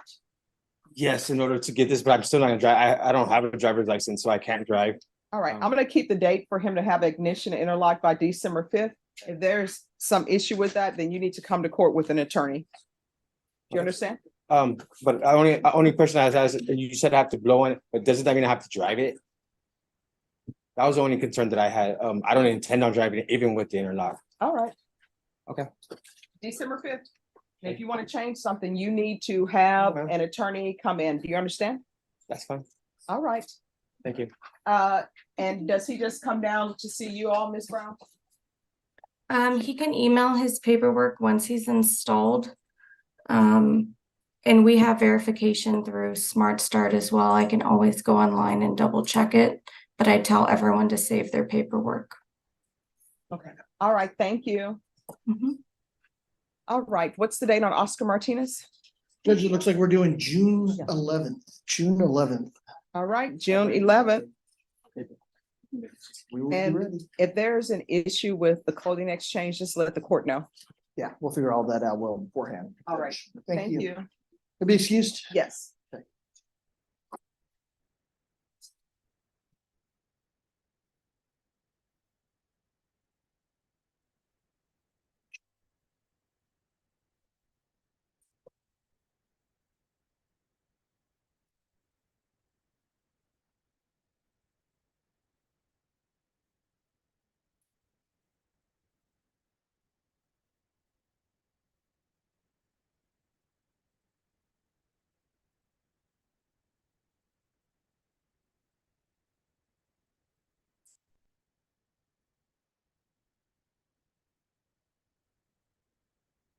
Nice. How's everything going? Awesome. Well, it's great to see you. I hope you'll be back for our lunch in December 19th.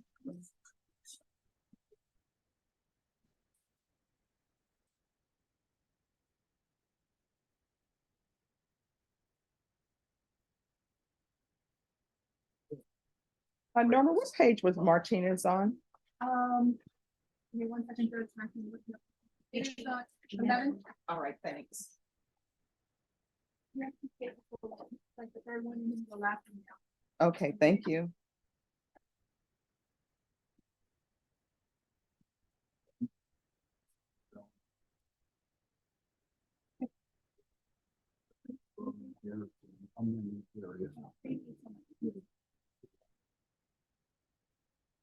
All right, Stephen Estrada. All right, come forward. Come forward. I always tell people when they say there's only one person that's been resurrected, I said, no, that's not true. There's been two, but it only stuck once. Yes. There you go. All right, where are we on Stephen Estrada? Today is the plea deadline date. Judge made us an offer. He's not interested in that offer currently, so I think I need a trial date from you. I'm sorry, I was trying to answer his question while I was answering. Oh, yours. no problem. Well, Mr. Estrada, we're not interested in the offer, not now. Today is the plea deadline date. So either you're accepting the offer or you're not. What will end up happening is once I set this for jury trial, if you decide to plea on the day of jury trial, the court will not accept any plea bargain agreements without good cause. Otherwise, you have to plead open to the court. Do you understand? Yes, ma'am. Yes, Your So Honor. are you requesting your jury trial? Yes, ma'am. All right. How long are you all expecting this trial to last? And what case are you proceeding on so that defense will know? Well, actually, these are all aggravated robberies. So you all need to be prepared for all aggravated robberies. So Judge, I would imagine the case because of punishment would likely go the majority of the week because they'd have to prove up some of the other cases. I mean, it depends, maybe into the next week, but I think safely we're talking a 4-day trial. Depending on how long the jury takes, it could bleed into the Monday or Tuesday of the next week. All right, Ms. Ferguson, Yes, ma'am. this is criminal trial division aggravated robbery. I want this done before March. No, this one I can put on January 9th. All right, your jury trial date is going to be January 9th. You'll be brought over dressed in whatever attire you have at the jail. If you wish to have some different clothing, you'll need to sign a clothing exchange and let your counsel know. If there's an issue with the clothing exchange, just let the court know and we'll see what we can do to help expedite that. Yeah, thank you. I appreciate the blessing. It's the bane of my existence practicing criminal law. The worst thing about this is that the people, anything else, it's a clothing exchange. There are more issues with that than anything else. Well, you know, they would always change the policy and not tell defense attorneys what the policy is. They are consistent in changing the policy and not telling us, and they do it all the time. Yeah. So if there's an issue, just let me know. Yes, ma'am. All right. Thank you so much. Thank you. You're welcome. Do I have work release until January 9th? Do I have work release until January 9th? Oh, yeah. Do your work release. Have a seat, sir.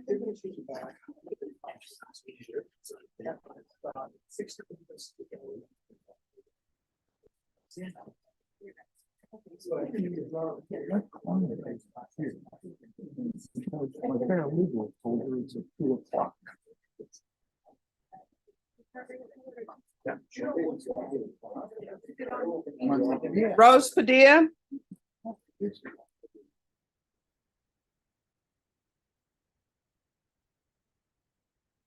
Have you all conferred with probation?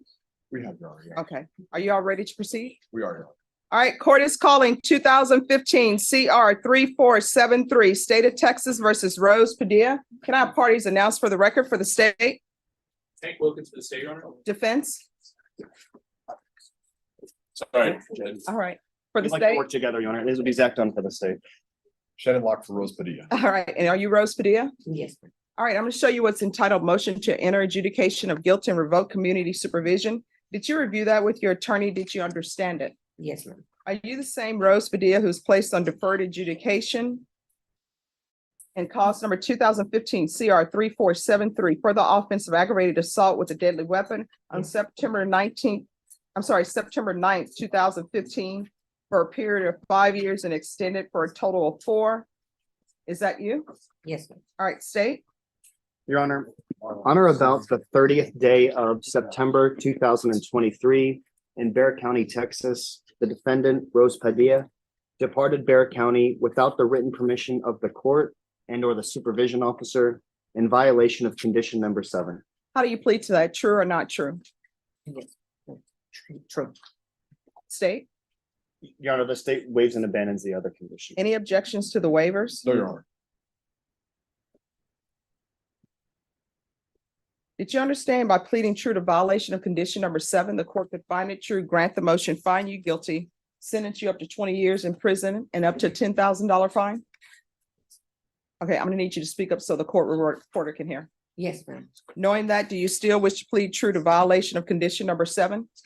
Yes, ma'am. Court will find violation of condition number 7 true.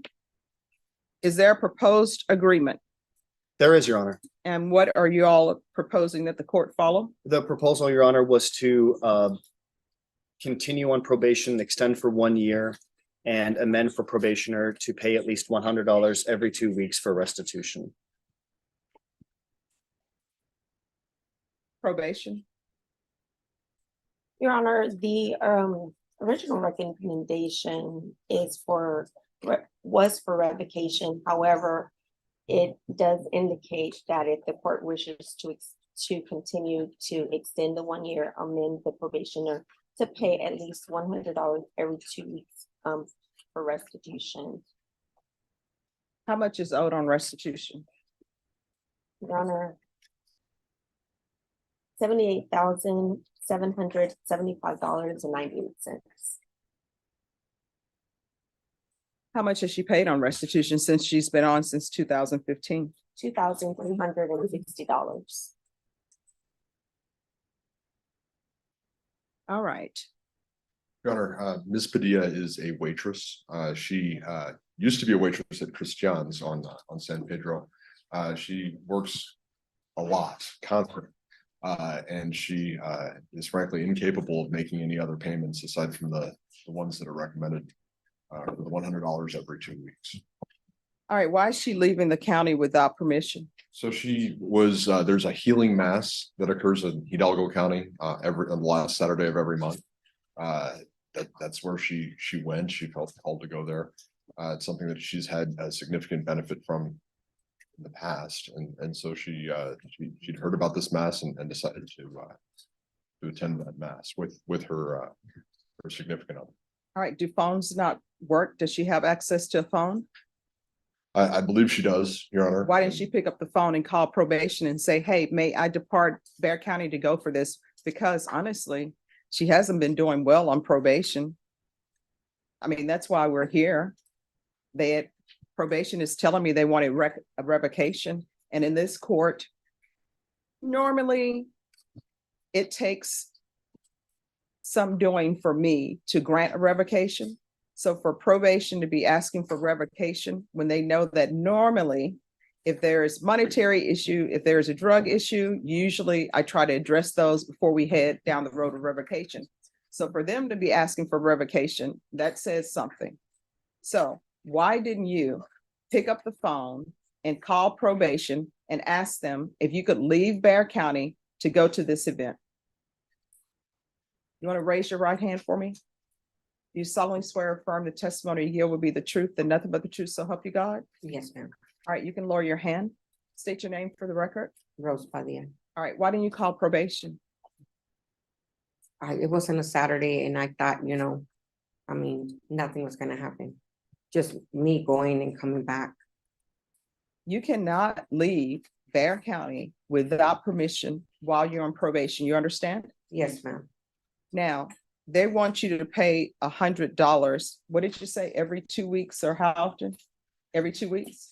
Yes, Judge. Are you able to pay this $100 every 2 weeks, or you're just saying that? Because let me just tell you why I'm asking that question.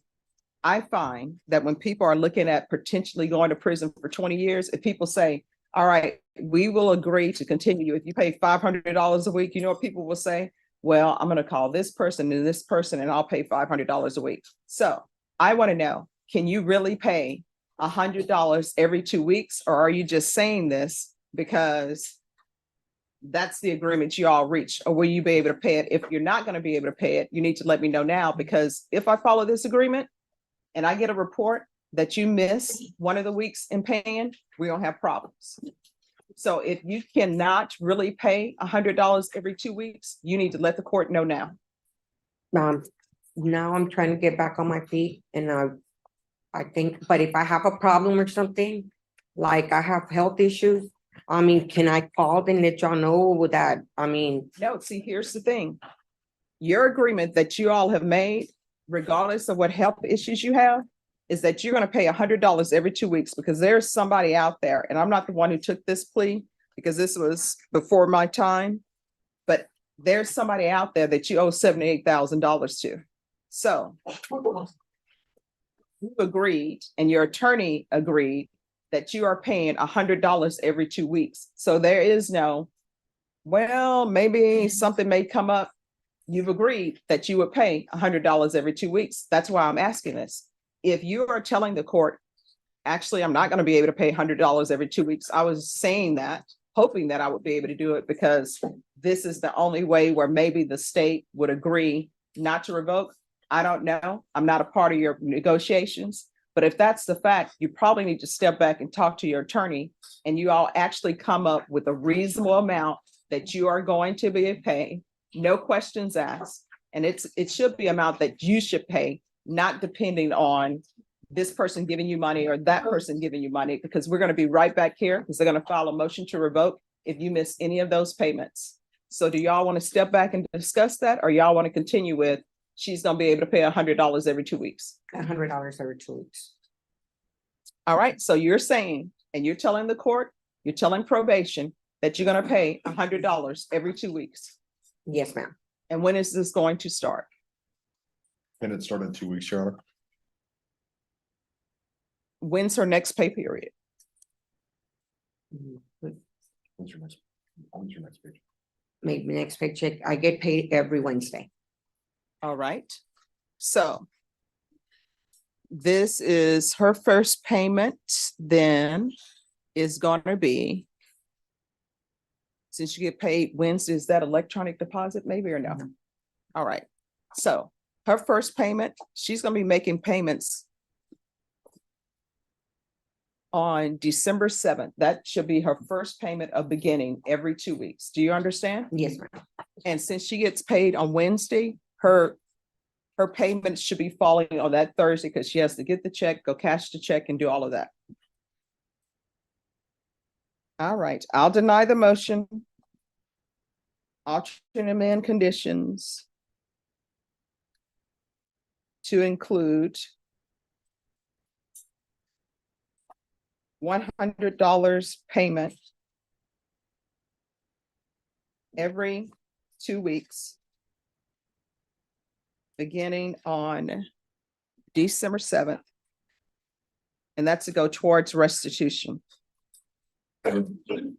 Is there anything else from either side? Nothing from the state, Your Honor. Nothing further, Your Honor. Probation, is there anything else? Yes, Your Honor. Her case expired September of this year, so that 1 year extension, are you going to move forward with that? Yes, extend for 1 year.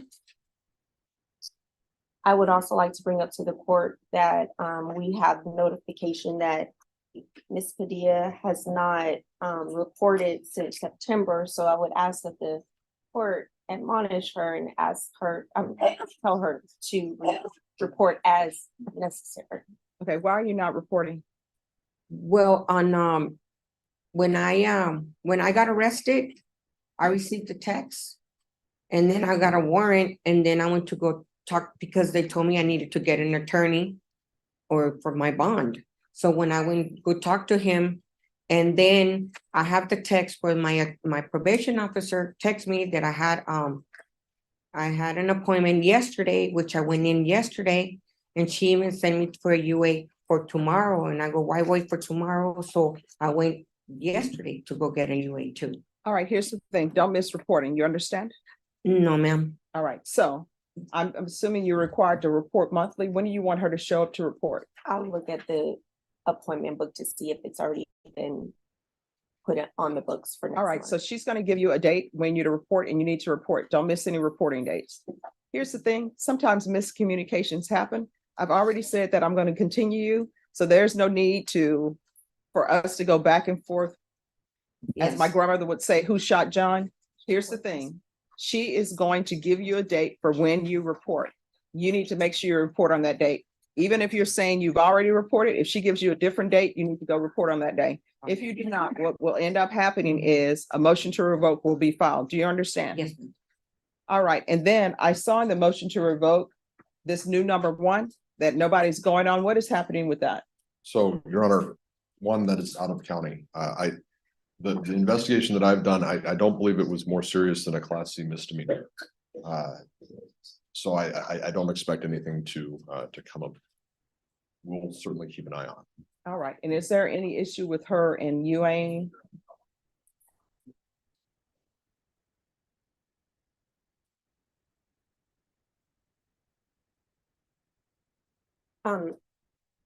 Your Honor, in August, it says it was failure to submit.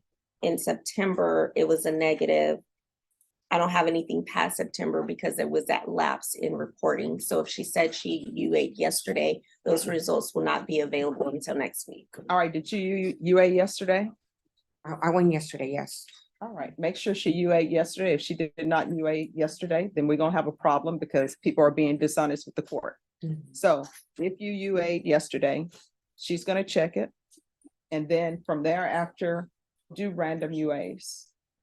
Yes, Judge. All right, is there anything else? Nothing further, Your Honor. Is there anything you need from the court to be successful on this probation?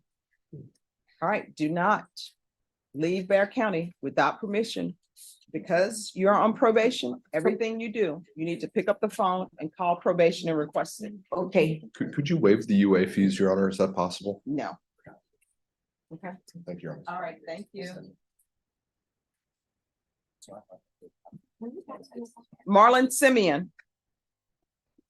Morning, Your Honor. Good morning. Where is Mr. Simeon? He's in federal, excuse me, federal custody in Carson City, but he was sentenced yesterday. Mhm. I don't know what he got because they haven't posted a judgment. Okay.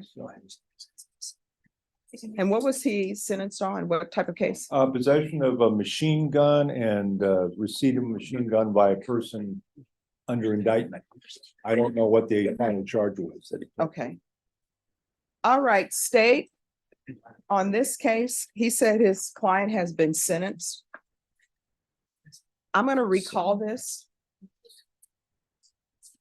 And what we'll do is we'll recall this in December to see if we can see what the sentence was, and who knows what the state will want to do on the motion to revoke. I'll confer with them. All right, Ms. Ferguson. Thank you. All right, we'll come back on December 19th. All right, thank you.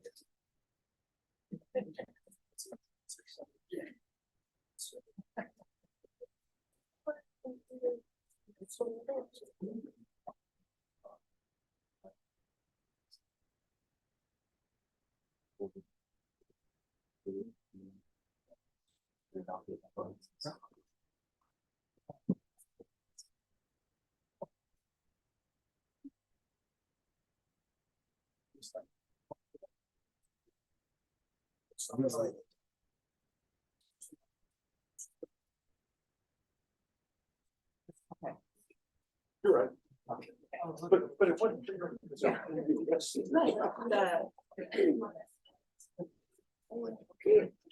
All right, probation. This next case is a probation case.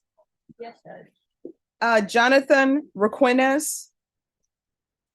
Who's the attorney? Yes, ma'am. All right, if you all will come forward.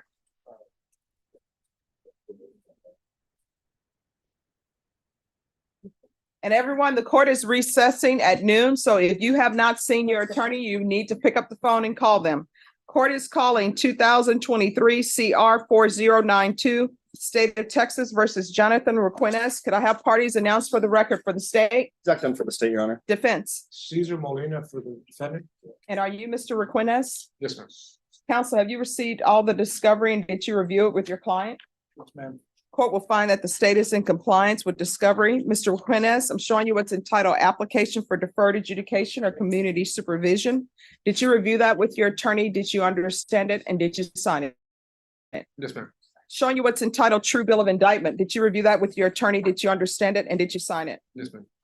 Counsel, are you waiving the reading of the indictment? Yes, ma'am. State, are you proceeding on the indictment as presented? We are, Your Honor. Mr. Requinez, I'm showing you what's entitled Court Admonishments and Defendants Waivers and Affidavit of Admonitions. Did you review that with your attorney? Did you understand it? Did you sign it in all the appropriate places? Yes, ma'am. Did you understand you're charged with the offense of assault, family choking, strangulation? That's a third-degree felony. Range of punishment is anywhere from 2 to 10 years in prison and up to a $10,000 fine.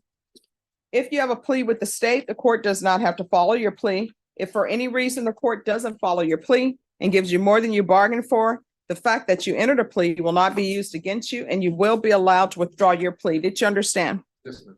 Did you understand you have a right to jury trial, a right for you or your attorney to cross-examine and confront any witnesses the state would call and the right to remain silent? Yes, ma'am. Did you understand by entering this plea, you were giving up those rights? Yes, ma'am. All right.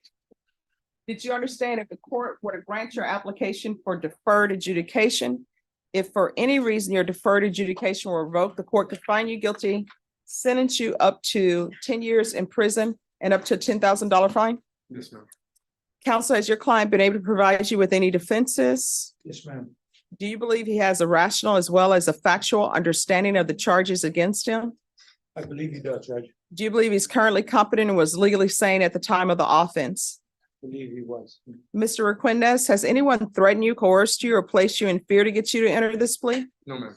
Has anyone promised you anything other than the plea? No, ma'am. Are you satisfied with the way you've been represented? Yes, ma'am. Are you a U.S. citizen? Yes, ma'am. Court will find that defendant has knowingly and voluntarily waived and consented to stipulation of testimony and stipulations. Oh, shucks, just 1 second. I'm sorry. My screen is doing something crazy here. And then Diana, I'm trying to find you in the breakout room. And there are so many courts that are listed just the day's date. So I just found you. 6. All right, I just found you. Okay. All right, I'm sorry about that. All right, Mr. Requendez, I'm going to show you what's entitled. I'm sorry, the court is going to find that you've knowingly and voluntarily waived your right to jury trial. I'm going to show you the plea bargain page. Did you review that with your attorney? Did you understand it? Yes, ma'am. All right, according to the plea, the state is recommending deferred adjudication. There's an affirmative finding of family violence. There's to be no contact with Jacqueline Paredes, Paredes. Did you understand with an affirmative finding of family violence, you're not allowed to own or possess any weapons or ammunition? Yes, ma'am. Did you understand with the affirmative finding of family violence, you're not allowed to be designated as primary custodial parent? Yes, ma'am. Did you understand that to be your plea? Defense? Yes, ma'am. State? Yes, Your Honor. Showing you the waiver of appeal paragraph. Did you review that paragraph with your attorney? Did you understand it? Did you sign it in both places? Did you understand by signing that you're waiving your right to appeal? The only items that can be appealed are written pretrial motions that have been filed, heard, and ruled upon by the court. Did you understand? Counsel, have there been any such motions? Outside the agreement, the state is requesting that your deferred adjudication be for a term of 4 years. Did you understand there's a recommendation from the state and the court does not have to follow that recommendation? Then to the office is charged. How do you plead? Guilty, not guilty, or no contest? No contest. State, any evidence? Yes, Your Honor. State offer states 1 in attachments. Any objections? No, ma'am. All right, state, have you conferred with the complainant on this case? We have. All right, and is she aware of the plea? Yes, Your Honor. All right, you may continue to confer. Thank you, Judge. Mr. Requendez, I'm showing you what's entitled waiver and consent to stipulation of testimony and stipulations. Did you review that document with your attorney? Did you understand it? Did you sign it in all the appropriate places? Yes, ma'am. Again, did you understand you have a right to jury trial, a right for you or your attorney to cross-examine and confront any witnesses the state would call in the right to remain silent? Did you understand that today the state will be presenting evidence in the form of witnesses' statements and police reports, but most importantly, there'll be no live testimony? Did you understand? Court. Yes, ma'am. I'm sorry. Right. Court will find that defendant has knowingly and voluntarily waived and consented to stipulation of testimony and stipulations. Court will accept into evidence states exhibits 1 and attachments and review the same.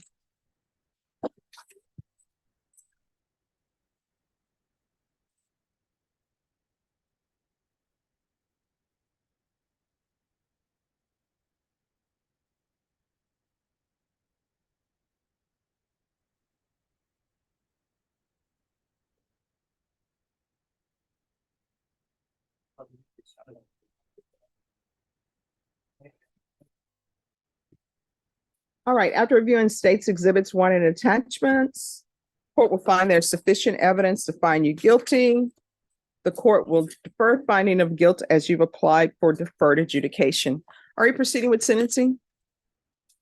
So, Judge. All right, anything you wish to say on behalf of your client? Yes, ma'am. I think Mr. Lopez is remorseful for what happened there.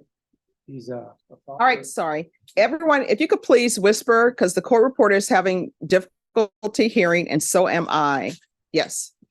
He's a father of 3 children with this, with the complaining witness judge, and the offense happened over a year and a half, and then he's been on the monitor for over 3 months.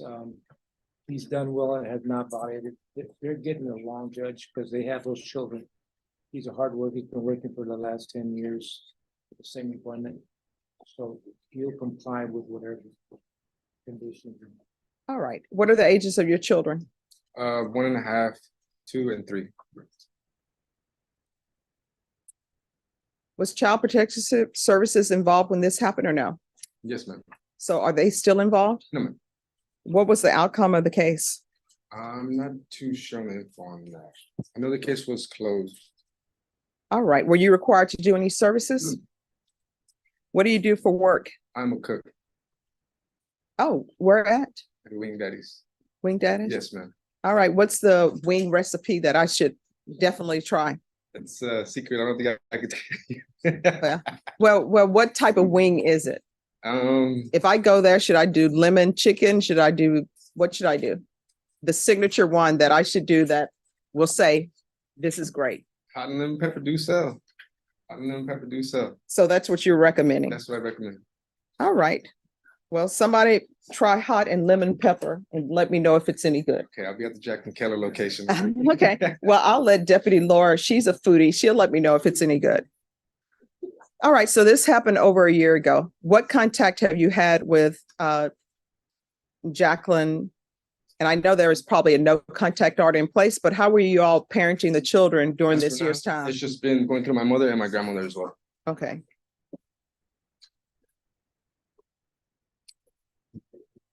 And are these the only children you have? I'm sorry? Are these the only children you have with her, or do you have more? I have an oldest one. She's 13. All right. This is what the court is going to do. The court is going to sentence you to 4 years deferred adjudication. If he completes everything, then the court will always consider early termination. There is to be an affirmative finding of family violence. You're going to still have to do your visitation with the children through a third party. Yes. If the complainant wishes to have contact with you, she'll need to come in and let the court know that. You understand? Yes, ma'am. So there's to be no contact with Jacqueline Paredes. Proof of employment within 30 days. There's to be no employment as a home health care provider or with minors. The BIPP course. 200 hours of community service restitution. I'm going to order parenting classes. Once he completes the parenting classes, those hours will be deemed to be satisfied. There's to be regular reporting by Zoom or in person. Regular UAs. If you're tested today, will it be clean? I don't think so. All right, so what would it potentially be dirty for? Probably alcohol. All right, while you're on probation, you're not allowed to drink alcohol at all. Do you understand? Yes, ma'am. Even if it's a family gathering, I know the holidays are upcoming, but on probation, you can't drink alcohol even if it's in your home. Yes. All right, so there's to be regular UAs. I'm going to want a field visit one time for 2 months. And then thereafter, it can be at probation's discretion. Probation, is there anything else he needs? Is there anything else you need from the court to be successful? No. All right, I'm going to show you what's entitled Trial Court Certification of Defendant's Rights to Appeal. Did you review that with your attorney? Did you understand it and did you sign it? Yes, sir. Because this is a plea bargain agreement, because I followed your plea bargain agreement, and because you waived your right to appeal, you do not have the court's permission to appeal. Because this is an affirmative finding of family violence, you're not allowed to own or possess any weapons or ammunition. If you have a question over what a weapon or ammunition is, you need to speak to an attorney. Do you understand? Yes, ma'am. All right, we can go off the record. Here's the thing. Adults get in relationships, things don't go well, and sometimes people become violent. Children were in the home when that happened. They suffered trauma that day. They always going to remember that. And I think people will say, well, they were in the other room. They still heard it. And that makes for them having a bad day, bad weeks, bad months. So you cannot be doing that. You understand? Before you get in another relationship, to know what you should do, get an orchid. And the reason why I say that is orchids, when you get them from the store, they're not expensive. You get them, they're in bloom, the flowers are beautiful. Get an orchid. Once those flowers drop off, do not get in a relationship until that orchid blooms again. And I say that because it takes a lot of patience, because they give you this thing saying put 2 ice cubes, but then you do research. People say, don't put ice cubes in there. They say put it near a window, but it can't get too much light. Sometimes your orchid don't like a certain light, and it doesn't like to be moved around a lot. So do that. Probation in this court, in order to be successful, communication is key. If you need something and you feel like they're not addressing it, you can always come into court, okay? Yes, ma'am. All right, good luck to you. Thank you. Yes.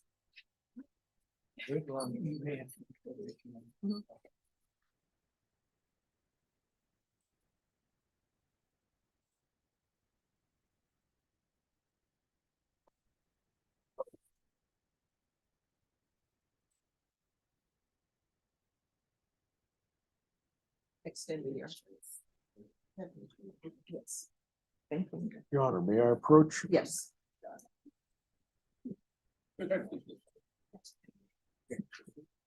Oh, okay. All right, thank you, because I know what this is. This is the event that they have every year. Hi. I will make sure I put it on my calendar. That would be wonderful. I'd love to see you out there and get to know you a little more, Judge. All right, thank you so Thank you for much. everything I will you make, do. oh, thank you. I appreciate that. I'll make sure that I come. Wonderful. I look forward to speaking to you there. All right, thank you. Yes, if you put it on the calendar, then give it back to me so I can put it on my personal calendar. Yes. Yes. Yes. Sure. I remember about a year ago, a young lady from Australia named Stephanie came by to visit. Yes. She's here again this year and she wanted to come in and say hi. Bring her up. And her grandmother. Oh, okay. This is how we knew her through her grandmother. Okay. Yes. All right, I will. Charles, I'll meet you in the state in the back. Just give me a few minutes. Hi, welcome back. Thank you, thank you. And who is with you? This is my Nana. Oh, hi, Nana. Hi. So she was here last time. She's actually from Australia. Yes. Yes, and she came to see the court process. And John, you're making sure she gets an idea of how things are done here. I've tried to do that. She's decided not to become a lawyer since she's gone back. She is in the university now and she's engaged. Oh, awesome. Yeah. Oh, congratulations. Thank That's you. a beautiful ring. Thank you. Well, you know what? Depending on where the wedding takes place, I know weddings are expensive, but if anybody sends me an invitation, I will come. Yes, yes. Oh, my God. I I've will. tried to get her to come to my magnolia tree for 5 years. Oh, yeah, I know he has. But it is great seeing you, and thanks for coming down. Very much. All right. Congratulations. Thank you. Did I hear that you were getting married? No? No, no, No. no. Okay. We shall, oh, wait a minute. It is with Neil Calfison are engaged. Oh, Yes. thank you, madam. All right, thank you. Thank you so much. All right, thank you. Bye. Bye-bye. All right, if you all see me in the back, and then I will be back in 5 minutes.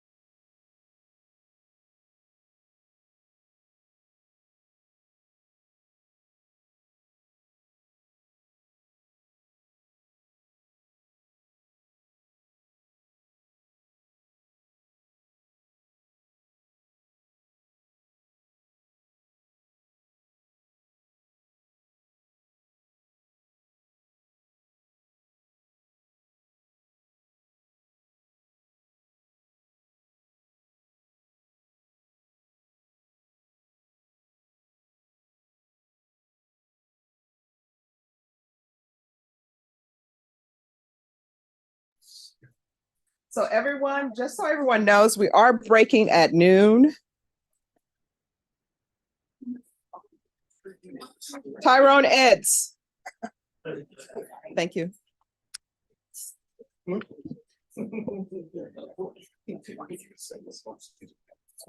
All right, so today is the plea deadline date. Judge, So what are you requesting? they have made an offer, we have. All right, everyone, please whisper. Yes. And so I believe Mr. He'd like to go to trial. All right, State, do you have an idea which case you're proceeding on first? Is it going to be? First would be the aggravated sexual assault, Judge. Okay. So how long are you all expecting the trial to last? About a week, Your Honor. All right. All right. If you all would like to confer with Ms. Ferguson on a jury trial date, this is going to happen sometime in the new year. I know that family violence has first-degree felony cases that are already set. So if you all would confer with her on a date, and then let me know what that date is, and I'll write it down on the docket sheet. But Mr. Eds, you're going to be brought over dressed for trial in whatever you have at the jail. If you wish to be dressed in something differently, you'll have to do a clothing exchange. And counsel, if there's an issue with the clothing exchange, just let the court know. We'll see if we can expedite that. So if you all will confer and let Ms. Ferguson know how long you expect the trial to last, and then I'll write it on the docket sheet when we're coming back. Yes, Judge.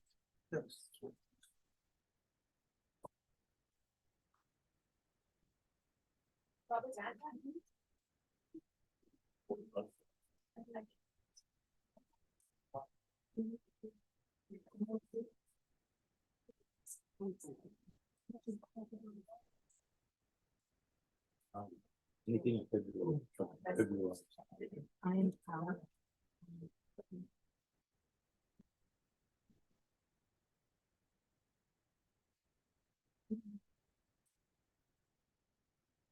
And everyone, just give me a moment. I'm waiting for a date. And after this case, it's gonna be Stephen and Sarah and Danny Gata. Gaeta? Okay. You know, see, I never know, when I was growing up in elementary school, there were signs on the board and it said when two vowels go walking, the first one does the talking. So the second one is not supposed to say anything, but I'm learning in different languages, every vowel is saying something. Am I the only person who learned that in school? When two vowels go walking, the first one does the talking? I'm not gonna comment on the Louisiana school system. Hey, hey. That seemed like a trap. Yeah, I was just telling, who was I telling? Yeah, LSU one. What date? March 12th, Judge. All right, so that was, is that spring break time or no? We didn't know. Jason, or someone who has children, when is spring break? March 17th. All right, so you all are saying March 13th. So are you all gonna have spring break issues? Not me. I'll be fine, Judge. All right, Dinah, you'll have spring break issues though. Is that correct? Okay, all right, March 13th. Look, the person who doesn't have any children is looking out for spring break. Mine are old. I mean, I got children, they're just old. Oh, and if you all can make sure you sign acknowledgement of discovery before that date, please. Yes, Judge.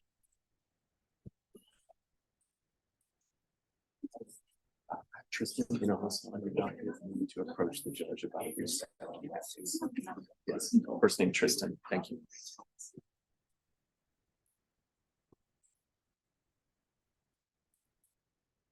Norma, you said March 13th? That's a Wednesday. Excuse me, the people on Tyrone Eds, did y'all say March 13th? I meant March 12th. All right, it's March 12th because the 13th is a Wednesday. Sorry. Oh, that's okay. You heard, I'll come and talk to you. Maybe excuse you. Yes, and deputies, we're done with Eds.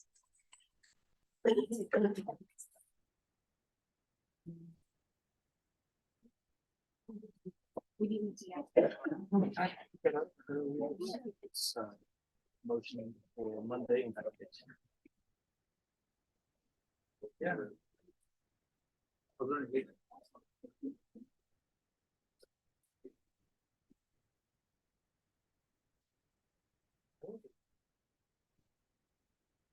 All right, Stephen and Sarah, is that the one who's coming back?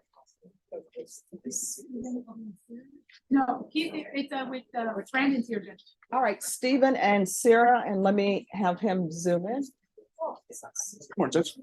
Good morning. Stephen and Sarah.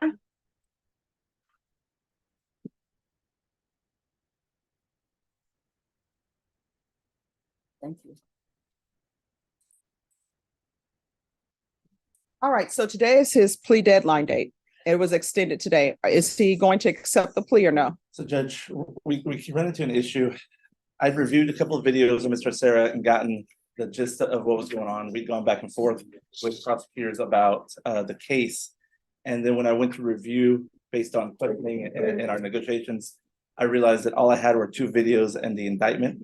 So I consulted with Mr. Chandler here, and there is a lot of discovery that we're missing. Yes. All right, what discovery is missing? There is a cross guide. There's bank records from the transactions that are involved. There's generally the case is about a copier machine and the buyout of the lease. All right, everyone, please whisper.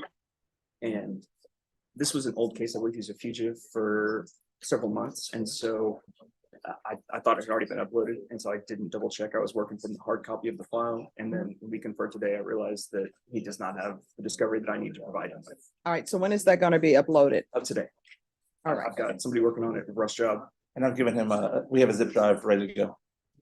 And how long is it going to take you to look over the discovery? Well, Your Honor, looking at his binder, he had a 3-inch binder full of paperwork. So I would like at least 30 days, Your Honor.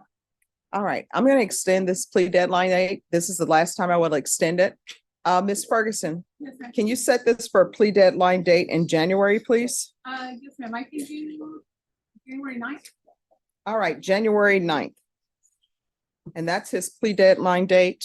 And I forgot where he's in New York. Yes, Your Honor. All right, so he can appear by Zoom. But Mr. Acera, and I know I'm mispronouncing your name. That's okay. Yes, Your Honor. All right, so on January 9th, you're gonna need to let the court know whether or not you're accepting a plea. If you choose to accept a plea, that's gonna happen on January 9th. Do you understand? Understand.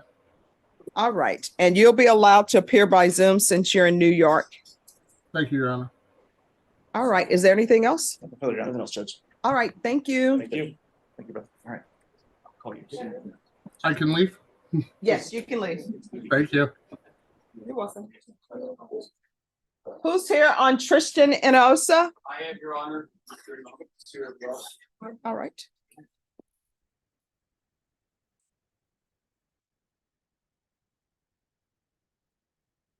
Good morning, Your Honor. Good morning.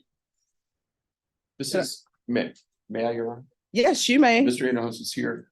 This is our first setting on this case. As you can see from the indictment, it's quite an old case. Yes. I have filed a speedy trial motion in this case, and the state was going to take a look at some of the elements that I've pointed out.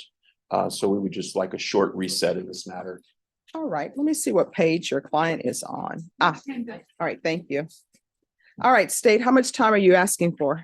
Just a short reset, Your Honor. It's an older case, and then the actions alleged in the indictment are pretty old, for even older than the indictment by several years. So I just need to look at the motion and. But are they older than me? You see, that's a trick question. You're like, How to answer that. all right, so can we call this back in December? Yes, ma'am. All right, what date in December, Ms. Ferguson? I can do the 19th or the 18th. I'm available both days. The 18th is a Monday, the 19th is a Tuesday. What works better for your work schedule? The 18th is a Monday. We'll be here, Judge. All right, so Ms. Ferguson will give you a reset form. And that's not a trial date. That's just for them to see if they can resolve this. If they can't and you want a jury trial, then I'll give you a jury trial. But also on that date, if you can't resolve things, You'll need to make sure they have discovery and be prepared to tender an offer. Yes, ma'am. Thank All you. right, thank you. Thank you, Judge. Bye.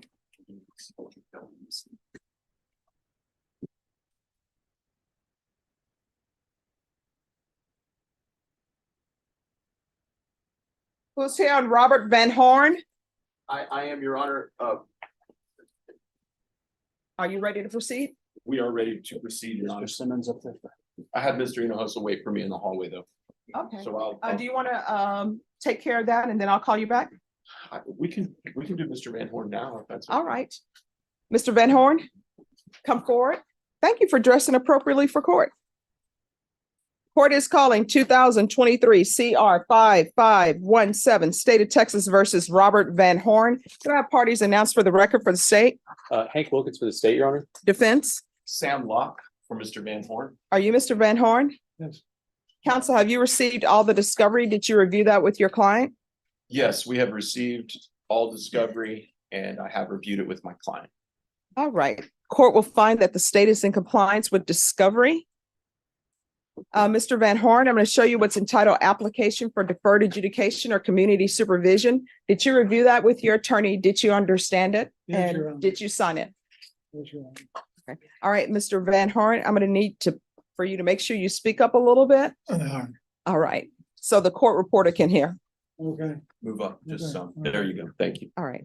Going to show you what's entitled true bill of indictment. Did you review that with your attorney? Did you understand it? Yes, ma'am, I did. Counsel, do you waive the reading of the indictment? I do, Your Honor. State, are you proceeding on the indictment as presented? We are not, Your Honor. We're proceeding under the lesser included Class A misdemeanor animal cruelty offense, Judge. Any objection? No objection, Your Honor. All right, I'm going to show you what's entitled court admonishments and defendants waivers and affidavit of admonitions. Did you review that with your attorney? Did you understand it? Did you sign it in all the appropriate places? Yes, ma'am, I did. You understand you're charged with cruelty to non-livestock as a misdemeanor? That's a Class A misdemeanor. The range of punishment is up to a $4,000 fine and up to 1 year in the Bexar County Jail. Did you understand? Yes, ma'am. If you have a plea with the state, the court does not have to follow your plea.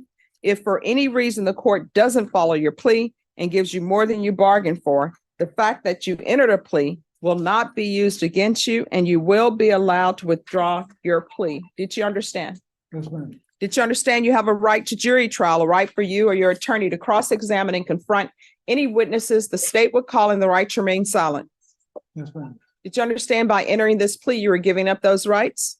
Yes, ma'am. Did you intend to give up those rights and enter into a plea in this case? Yes.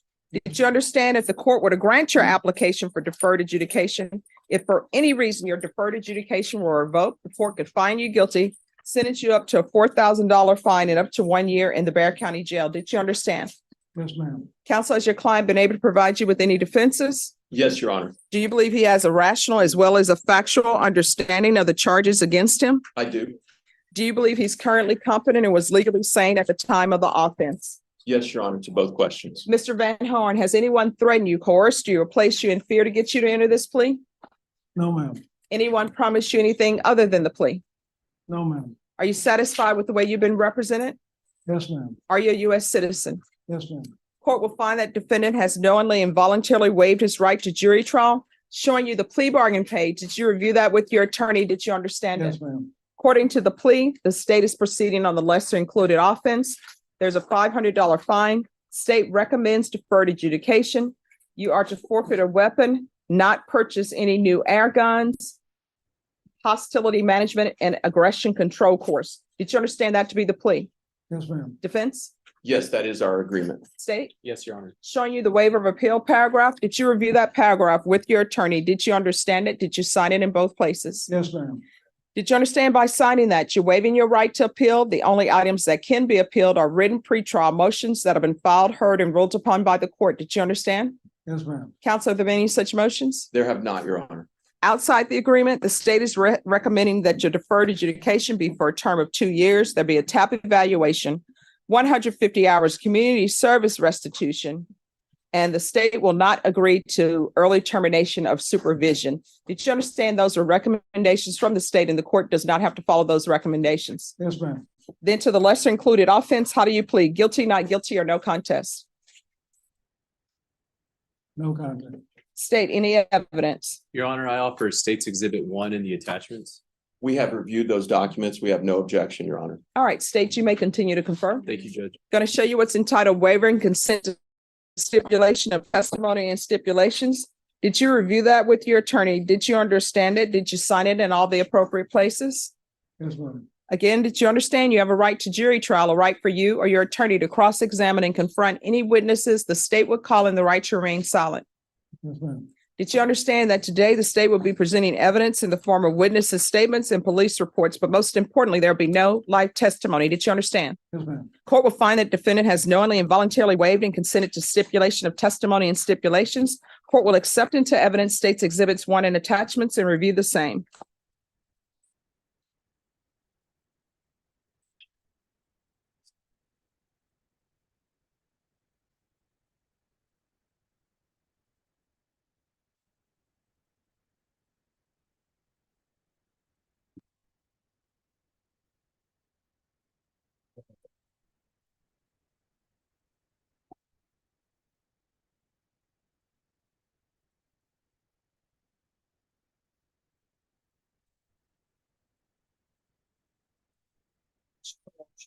All right, after reviewing states exhibits 1 and attachments, the court will find there's sufficient evidence to find you guilty. The court will defer finding of guilt as you apply for deferred adjudication. Are you proceeding with sentencing?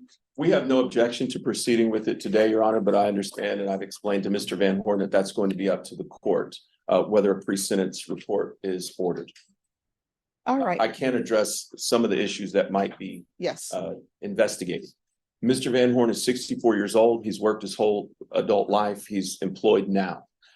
He's never been in trouble before, and he accepts his responsibility for the choice and that he made in this case, and he understands that he broke the law.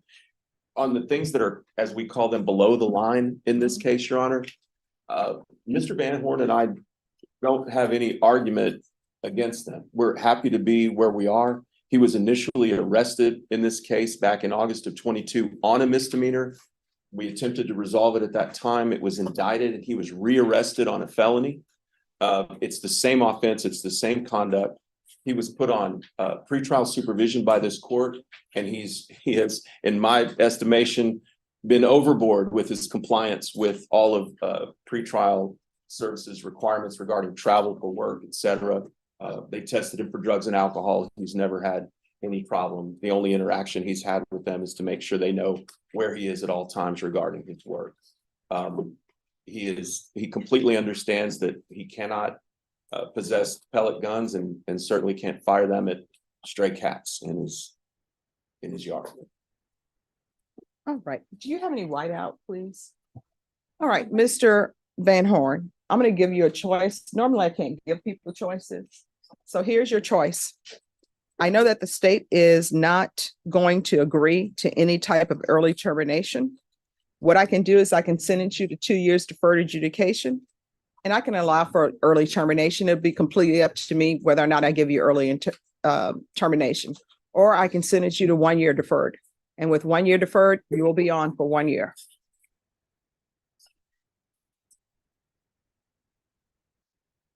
That's 1 year, Your Honor. All right, 1 year deferred adjudication. So you know, do not approach the court for early termination. All right. Proof of employment. There's to be no employment as a home healthcare provider or with minors. 150 hours of community service restitution. I'm going to order. Is there some sort of animal? I don't think the issue is anger management. In a sense it is, and in a sense it's not. It's stray cats coming into your yard. You don't like stray cats coming into your yard. I understand that stray cats will come mark their territory. I understand that it can be frustrating when they get into any vegetable gardens or any flower gardens, because sometimes they use those as litter boxes. Myself, I'm allergic to cats, so I understand. So is there any type of class available? Your Honor, that's something I could look into. All right, so I'll order 150 hours of community service restitution. but I'm gonna require that you do some sort of animal course. I'm sure they have an animal course out there. Or have you watch a documentary on cats because they are truly intelligent creatures, right? I agree, Your Honor. And then once he completes that, the 150 hours of community service restitution will be deemed satisfied. They're going to look for a Thank you, course for Judge. him. Thank you.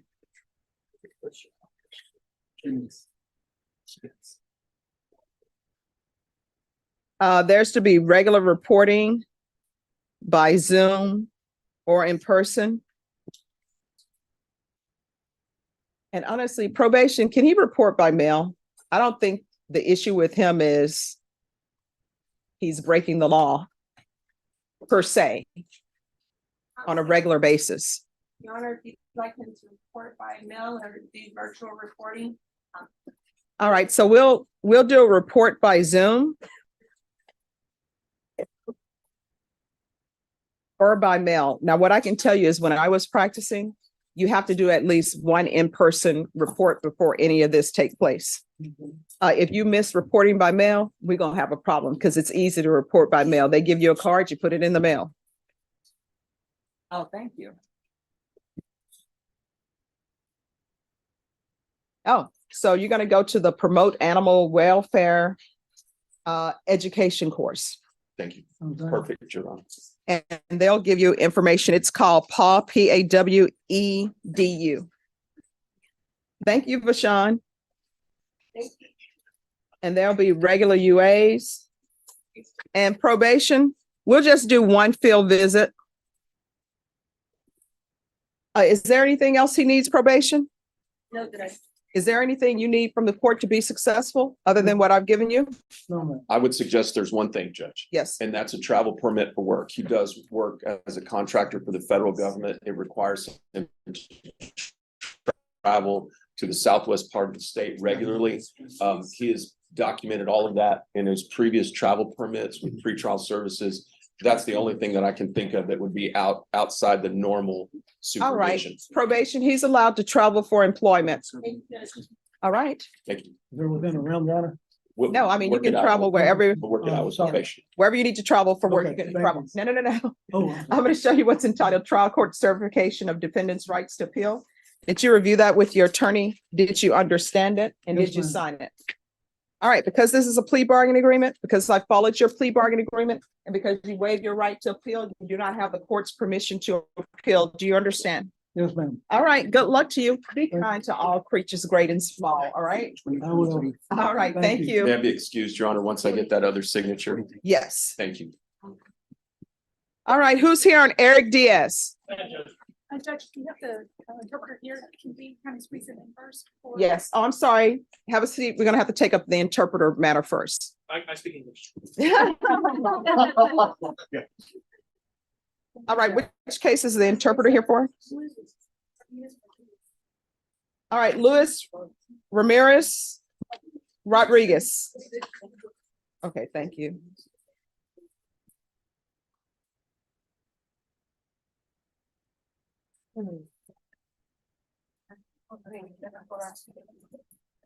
Are you wearing that sweater for the LSU Tigers? Yes, just for you, Judge. I was lying about talking to her. All right, let me find your file. Judge, I think there's a translator here for this. Oh, sorry, what? Yes, I'm trying to find his file. You said Rodriguez Lewis, right? Yes. Okay. Luis Ramirez Rodriguez. All right, so where are we on the issue with the immigration? I spoke with Teresa Coles yesterday, Judge. Mhm.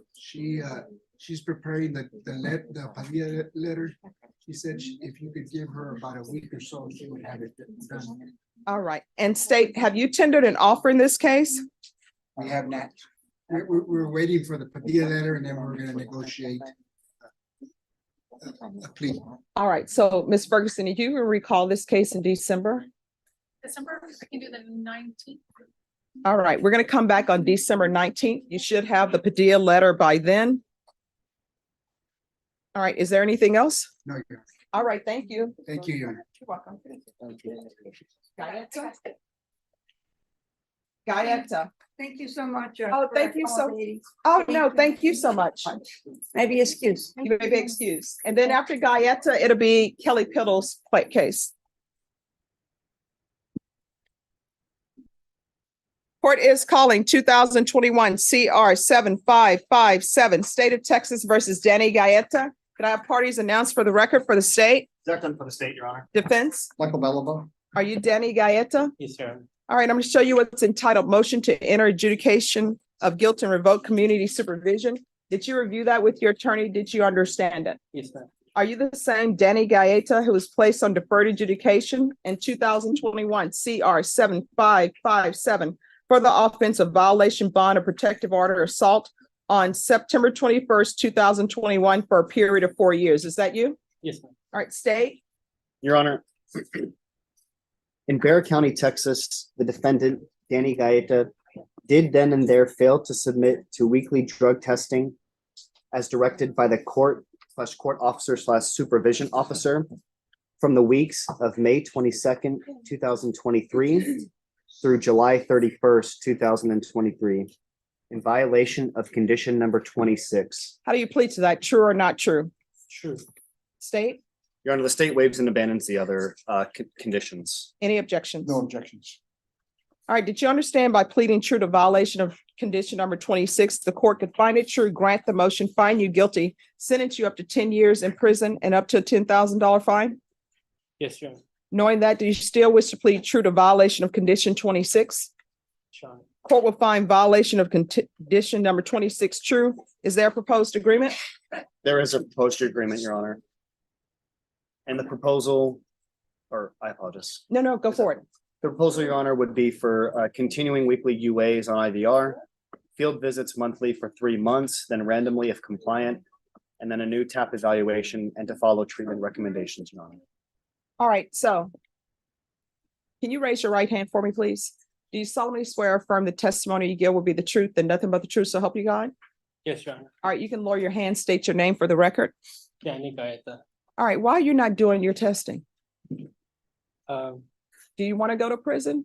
no, Your Honor. I did not show up because I was not scheduled for the 2 months of June and July. All right, what about the other things? Why are you not doing what you're supposed to do? There's no reason for me. I mean, do you want to go to prison? No, Your Honor. Did you like have you liked your time at the Bexar County Jail? No, definitely not. All right, so here's the thing. I'm inclined to follow the agreement that has been reached, but if you're not going to do what's being asked of you while you're on probation, then that tells me that maybe you want to go to prison. You understand? Yes, Your Honor. All right, probation, what are you recommending? Your Honor, just as the state notated to continue on weekly UAs via the IVR line, field visits monthly for 3 months. Oh, you're going to slow down. I apologize. That's okay. All right. Field visits monthly for 3 months, then randomly if compliant, a new TAP evaluation, and to follow all of the TAP recommendations. I would like to add, Your Honor, that although Mr. Gaeta fell off for a little while, he did begin reporting on time. He started to submit his drug tests, which all of them were negative, and he shows effort in trying to be compliant with his probation. All right, this is what the court is going to do. Court will deny the motion, alter the amend conditions. We're going to go back to weekly UAs, the hotline. Do not miss it. Do you understand? Yes, Your Honor. All right, and then there's going to be field visits one time for 3 months, and then at probation's discretion. I'm going to trust you with doing the TAP evaluation out of custody. If you miss that TAP evaluation report, probation is going to file a motion to revoke. Do you understand? Yes, Your Honor. And then, thank you, Norma. You're welcome. And then after that, we're going to see if we can get you back on track. If TAP recommends inpatient treatment, we're going to start with outpatient treatment. All right. Is there anything else you need from the court to be successful? No, Your Honor. All right, do better. Yes, sir. All right, good luck to you. Thank you, Your Honor. Thank you, Your Honor. All right, Norma, can you see if you can get that printed out on good paper? Okay. Sure. Judge, can you forward me that email again? Yes.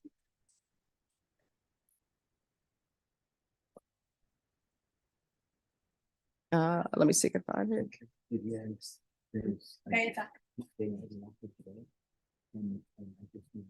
All right, everyone, just give me a moment. Court report is taking a brief break.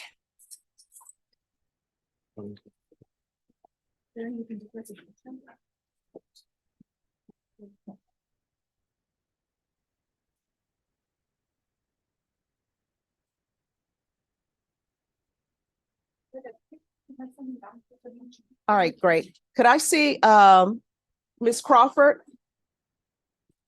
Karen Crawford? All righty.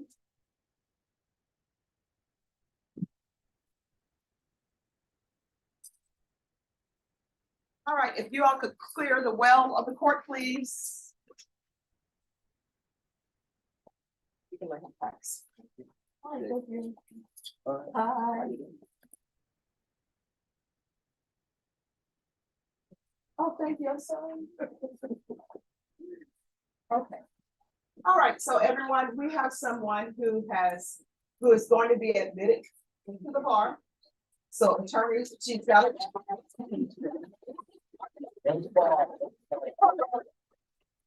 And so she's asked for me to swear in. She's actually been to this court before to see all of the different moving parts that's been going on.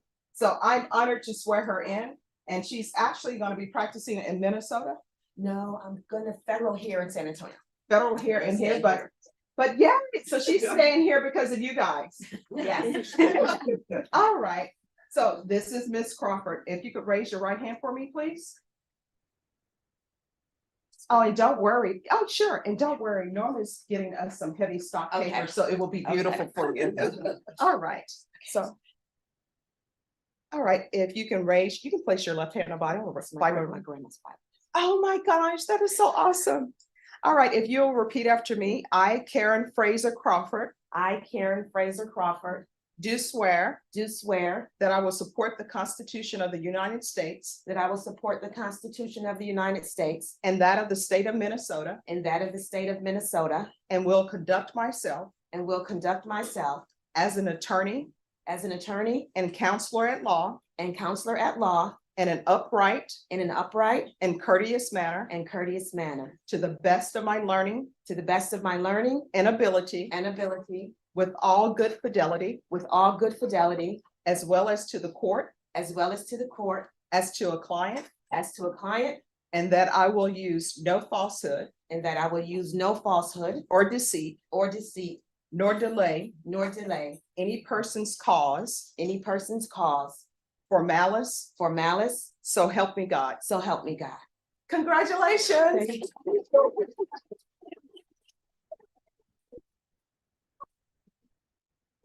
Sure. Oh, she'll take it. Oh, good meeting you. And her husband is here. All right. 42 years we've been together. 42-year anniversary. So because she's been with her husband for 42 years, you all know she has a lot of patience and she's gonna be a great attorney.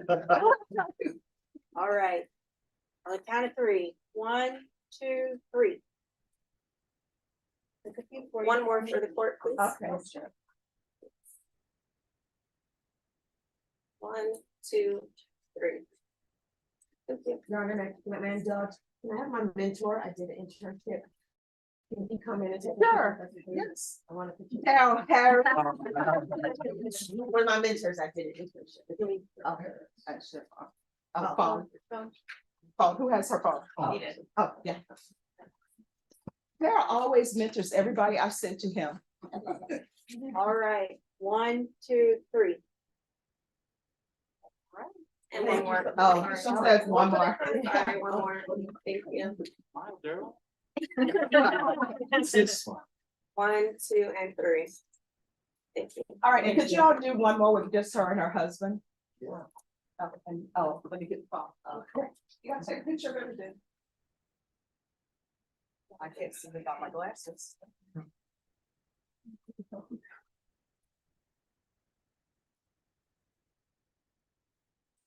All right, and if you'll just wait a minute, we're gonna get some paper for you that's heavy. Okay, all right, thank you. Okay.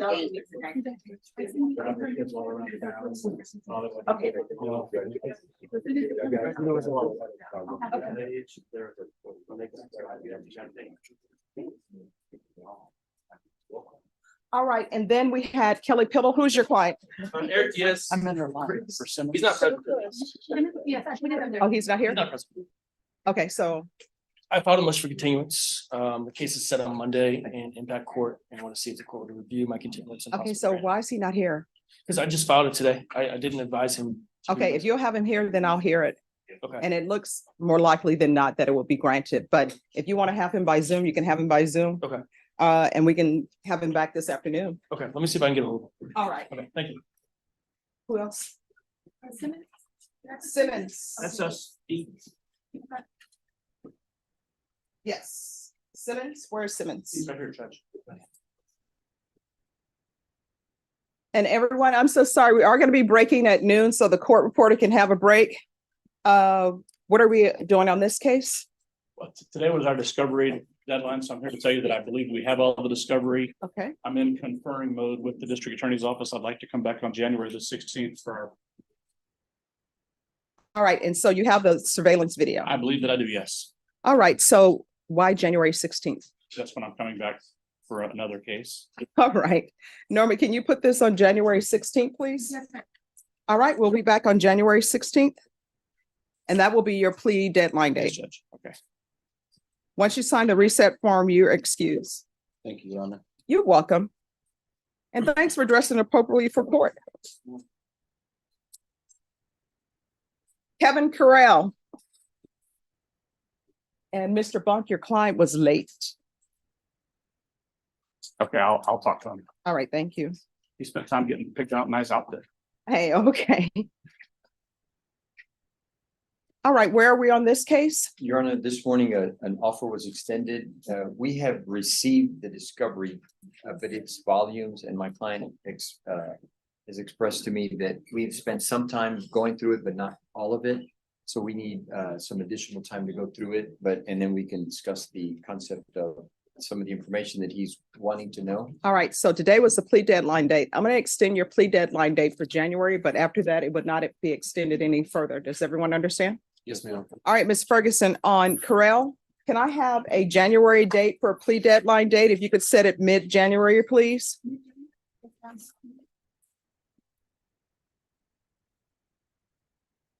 can do the 19th.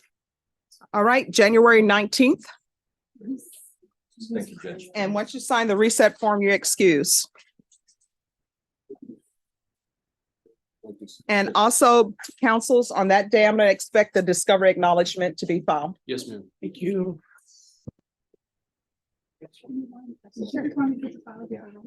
Yes. Okay, thank you.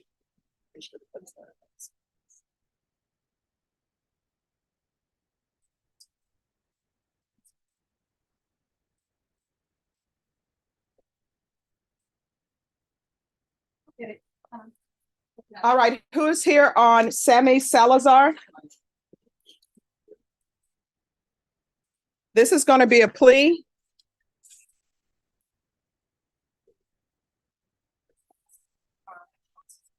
All right, court is calling 2023 CR 10634, State of Texas versus Sammy Salazar. Can I have parties announced for the record for the state? Allie Jackson for the state. Defense? Michael Bellavo. And are you Sammy Salazar? Yes, ma'am. Counsel, have you received all the discovery? Did you review it with your client? Yes, Your Honor. Court will find that the state is in compliance with discovery. Mr. Salazar, I'm showing you what's entitled application for community supervision. Did you review that with your attorney? Did you understand it? Did you sign it? Yes. Going to show you what's entitled true bill of indictment. Did you review that with your attorney? Did you understand it? Yes, ma'am. Counsel, do you waive the reading of the indictment? Yes, we do. State, are you proceeding on the indictment as presented? Yes, Your Honor. And probation, this is an application on Sammy Salazar. Thanks, sir. Mr. Salazar, I'm showing you what's entitled Court Admonishments and Defendant's Waivers and Affidavit of Admonitions. Did you review that with your attorney? Did you understand it? Did you sign it in all the appropriate places? Yes, ma'am. Did you understand you're charged with violation of sex offender registration Yes, ma'am. annually? That's a third-degree felony. Range of punishment is anywhere from 2 to 10 years in prison and up to a $10,000 fine. Did you understand? Yes, ma'am. If you have a plea bargain agreement with the state, the court does not have to follow your plea. If for any reason the court doesn't follow your plea and gives you more than you bargained for, the fact that you entered a plea will not be used against you and you will be allowed to withdraw your plea. Did you understand? Did you understand you have a right to jury trial, a right for you or your attorney to cross-examine and confront any witnesses the state would call and the right to remain silent? Yes, ma'am. Did you understand by entering this plea bargain agreement, you were giving up those rights? Yes, ma'am. And did you intend to give up those rights and enter into a plea in this case? Yes, ma'am. Counsel, has your client been able to provide you with any defenses? Yes, Do you believe he has a rational as well as a factual understanding of the charges against him? I believe he does. Do you believe he's currently competent and was legally sane at the time of the offense? Yes. Mr. Salazar, has anyone threatened you, coerced you, or placed you in fear to get you to enter this plea? No, ma'am. Anyone promised you anything other than the plea? No, ma'am. Satisfied with the way you've been represented? Yes, ma'am. Are you a U.S. citizen? Yes, ma'am. Court will find that defendant has knowingly and voluntarily waived his right to jury trial, showing you the plea bargain page. Did you review that with your attorney? Did you understand it? Yes, ma'am. According to the plea, punishments be assessed at 4 years in the prison. State recommends community supervision. They're taking in consideration grand jury number 805-087, and there's to be chapter 62 compliance. Did you understand that to be the plea? Yes, ma'am. Defense, Yes. state. Yes, Your Honor. Showing you the waiver of appeal paragraph. Did you review that paragraph with your attorney? Did you understand it? Did you sign it in both places? Yes, ma'am. Did you understand by signing that you're waiving your right to appeal? The only items that can be appealed are written pretrial motions that have been filed, heard, and ruled upon by the court. Did you understand? Yes, ma'am. Counsel, have there been any such motions? No, ma'am. Outside the agreement, the state is requesting that your community supervision be for a term of 4 years. There be a TAP evaluation and follow all TAP recommendations. Did you understand those are recommendations from the state and the court does not have to follow those recommendations? Then to the offenses charge, how do you plead? Guilty, not guilty, or no contest? Guilty. State any evidence. State offer States Exhibit 1 with all attachments. No objections. Oh, you may continue to confer. We're going to show you what's entitled waiver and consent to stipulation of testimony and stipulations. Did you review that with your attorney? Did you understand that? Did you sign it in all the appropriate places? Yes, ma'am. Again, did you understand you have a right to jury trial, a right for you or your attorney to cross-examine and confront any witnesses the state would call and the right to remain silent? Yes, ma'am. Did you understand that today the state will be presenting evidence in the form of witnesses' statements and police reports, but most importantly, there will be no live testimony? Did you understand? Court will find that defendant has knowingly and voluntarily waived and consented to stipulation of testimony and stipulations. Court will accept into evidence States Exhibits 1 and attachments, and the court will review the same. All right, after reviewing States Exhibits 1 and attachments, the court will find there's sufficient evidence to find you guilty. The court will find you guilty. Are we proceeding with sentencing? Yes. Anything you wish to say on behalf of your client? He understands his need to register. He was having trouble with his having a steady pace. The only thing he would ask the court for is permission to stay at Sam's ministry when he does get out. All right, he'll have to. All right, that's really going to depend on who is at that location because of your chapter 62 compliance. But what I can tell you is when you're homeless, you still have to report. Yes. If you do not report, you're going to be in violation of your registration. Do you understand? Yes, ma'am. Do you have any family here or no? I do, but they stay in government. Okay. Department, so. All right, you're going to have to get employment. The court is going to sentence you to 4 years in the prison, suspended and probated for 4 years, taking in consideration grand jury number 805-087, chapter 62 compliance, TAP evaluation in custody, follow TAP recommendations. There's to be proof of employment within 30 days of release. There's to be no employment as a home health care provider or with minors. There's to be regular reporting. And he is on the sex offender caseload. Probation, is there anything else he needs? No, sir. Is there anything else you need from the court to be successful? All right. And probation, I'm going to order field visits so that we can make sure that he has a place to stay when he has a place to stay. Yes, Your Honor, with the executive unit, they do so. All right. All right. Thank you. Showing you what's entitled Trial Court Certification of Defendant's Rights to Appeal. Did you review that with your attorney? Did you understand it? And did you sign it? All right, because this is a plea bargaining agreement, because I followed your plea bargaining agreement, because you waive your right to appeal, you do not have the court's permission to appeal. Do you understand? Yes, ma'am. Because this is a felony conviction, you're not allowed to own or possess any weapons or ammunition. If you have a question over what a weapon or ammunition is, you'll need to speak to an attorney. Do you understand? Yes, ma'am. All right, good luck to you. Christopher Morrison. Thank you, Judge.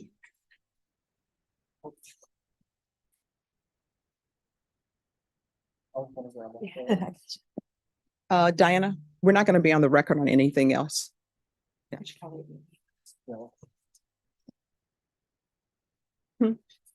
Yes.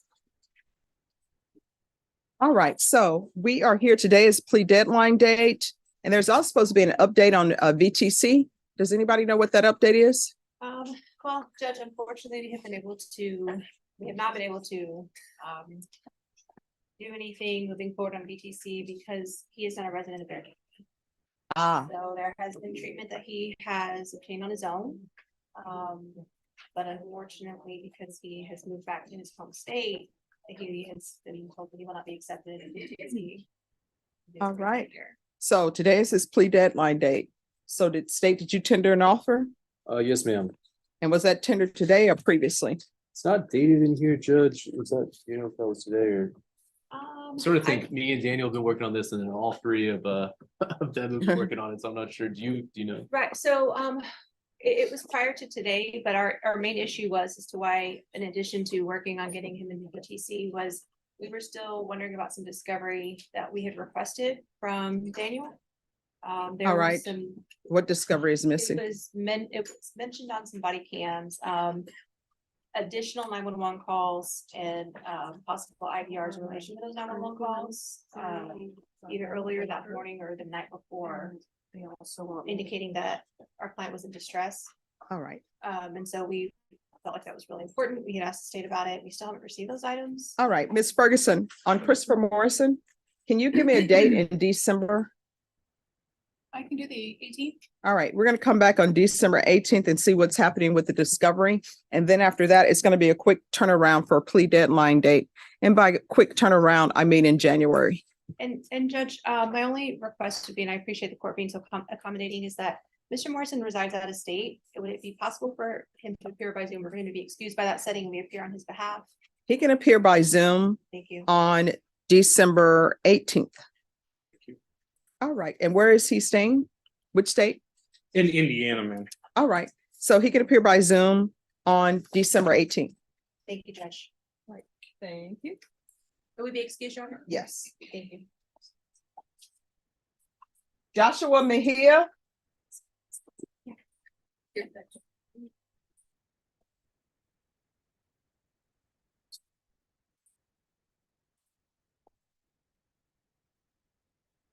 All right, so what is happening with Mr. Mejia's case? I think we are here. Let me see. Yes, it's just recall for the day. There is some discovery. I think we resolved our discovery issues, Judge. Okay. And we got an offer today and my client needs time and I need time to discuss the offer with him to decide whether or not he wants to take it. Okay, how old are you? 18.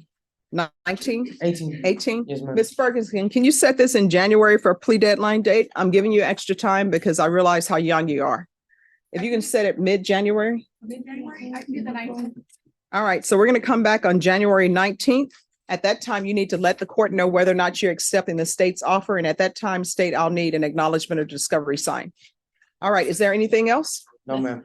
All right, thank you. All right, Mejia is done.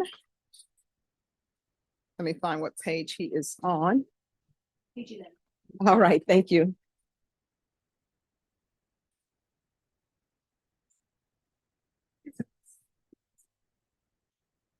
All right, these are people who are going to have to come back in the afternoon for if you have a plea.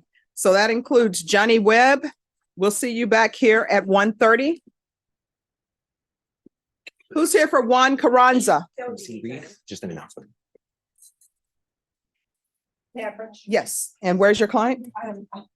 This is him right here. All right. So Mr. Carranza, come on up. Where are we on the DNA upload from DPS? Yes, Judge, I just contacted with Mr. Villarreal to confirm that he did not receive a response from DPS on the issue. I'm gonna need to make some phone calls and follow up on that for Ms. Christian.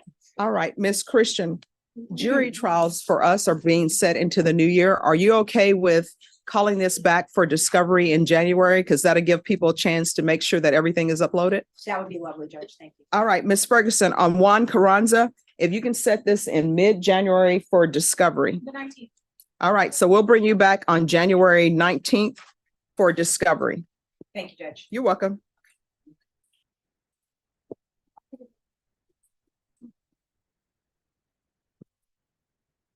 MC Reed.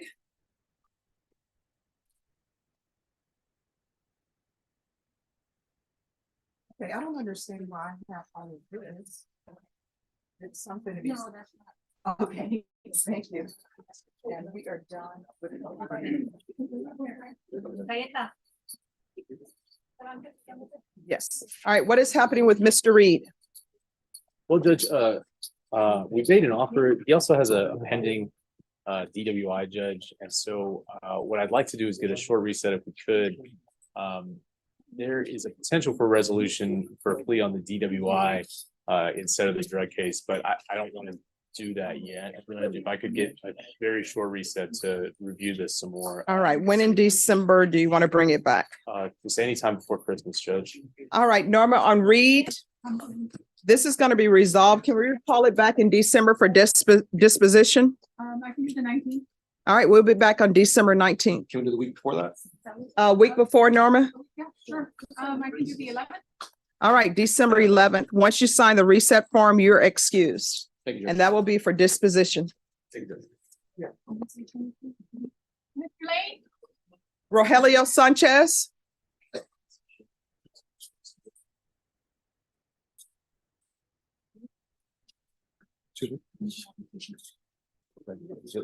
Yeah, I'll be here.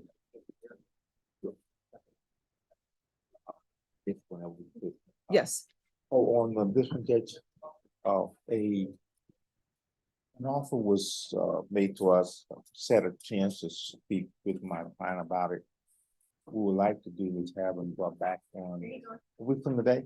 Oh, we'll bring him back this afternoon. Well, he talked to his. How old is he? Well, How old are you, sir? 34. All right, we're bringing him back this afternoon.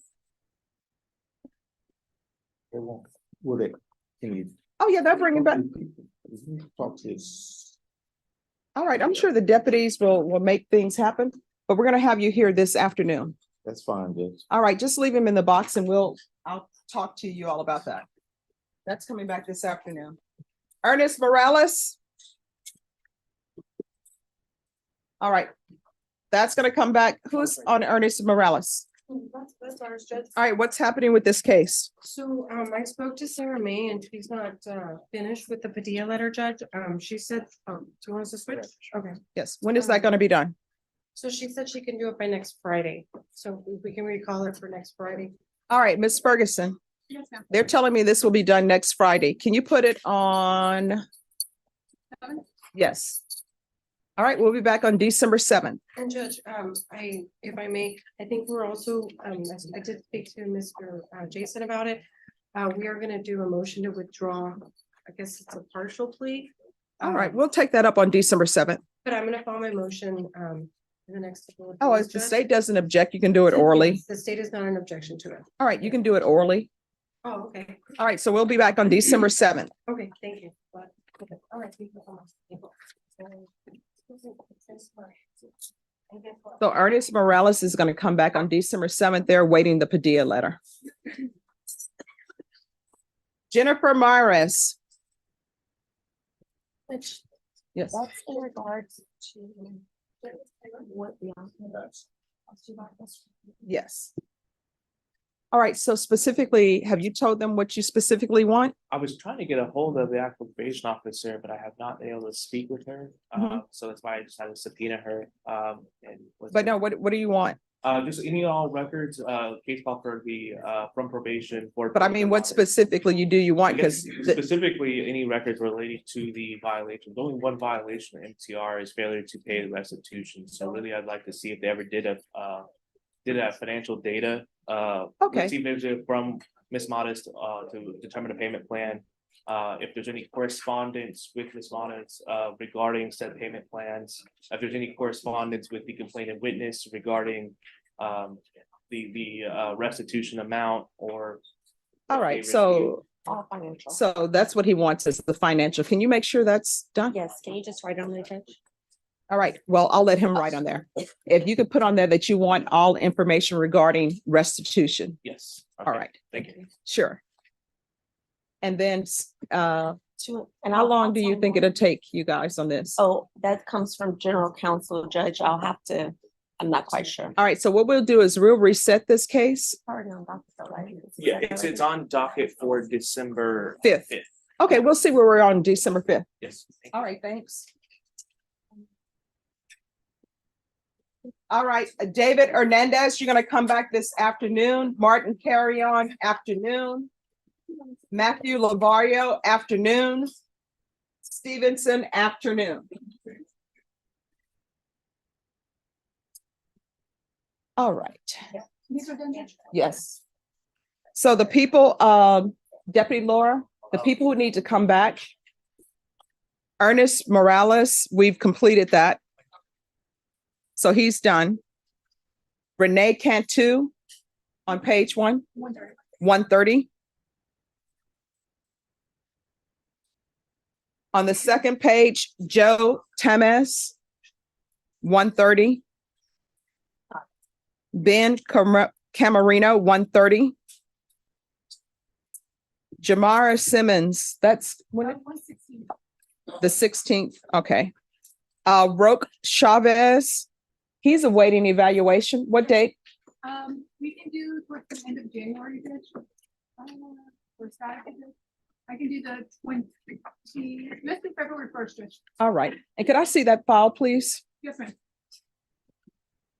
And then coming back at 1:30 on the next page is Moses Ross, Yes.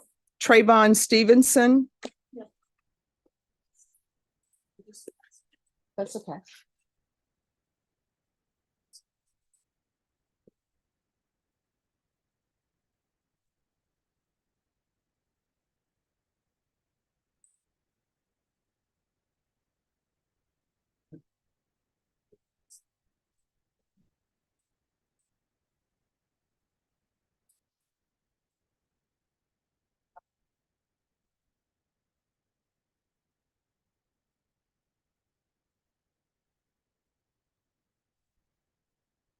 Okay. And then on the next page, I already said Moses, okay. Then we have David Hernandez, that's 130, that's a plea.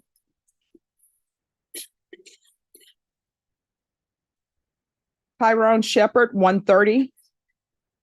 I think that's me as well. All right. And then Angel Montoya, Norman, make sure his attorney is here at 1:30. Oh, thank you. Hi. See you 1:30. All right, thank you. And then on the next page, Johnny Webb. That's 1:30. Carl Jones. Did Charles Bunk do Mr. Jones? He's coming back at 1:30. Yeah, okay. 1:30. Jonathan Requindez, didn't we complete that? Yes, completed. Ernest Morales, that is coming back on December 7th. Yes, ma'am. Luis Henry, that's 1:30. Ben Camarino, 1:30. Rudy Gonzalez, 1:30. Judge, that one's the one that's waiting the psych eval that I wrote on the wrong line. Oh, okay. And we can recall that one for February 1st as well. All right, if you could pull the file on that for me. Yes, ma'am. And then on the next page, Stevenson, 1:30.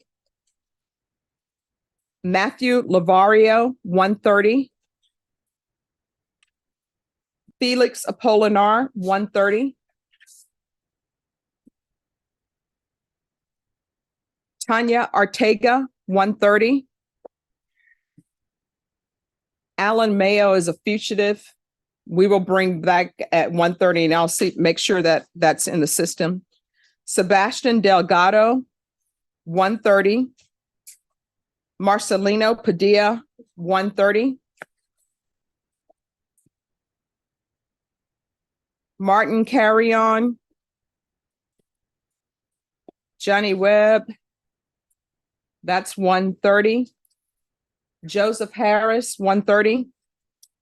And Rogelio Sanchez, 1:30. And I think that is everyone. And for the other people who are entering, please, the court does have the paperwork and that's already been filed.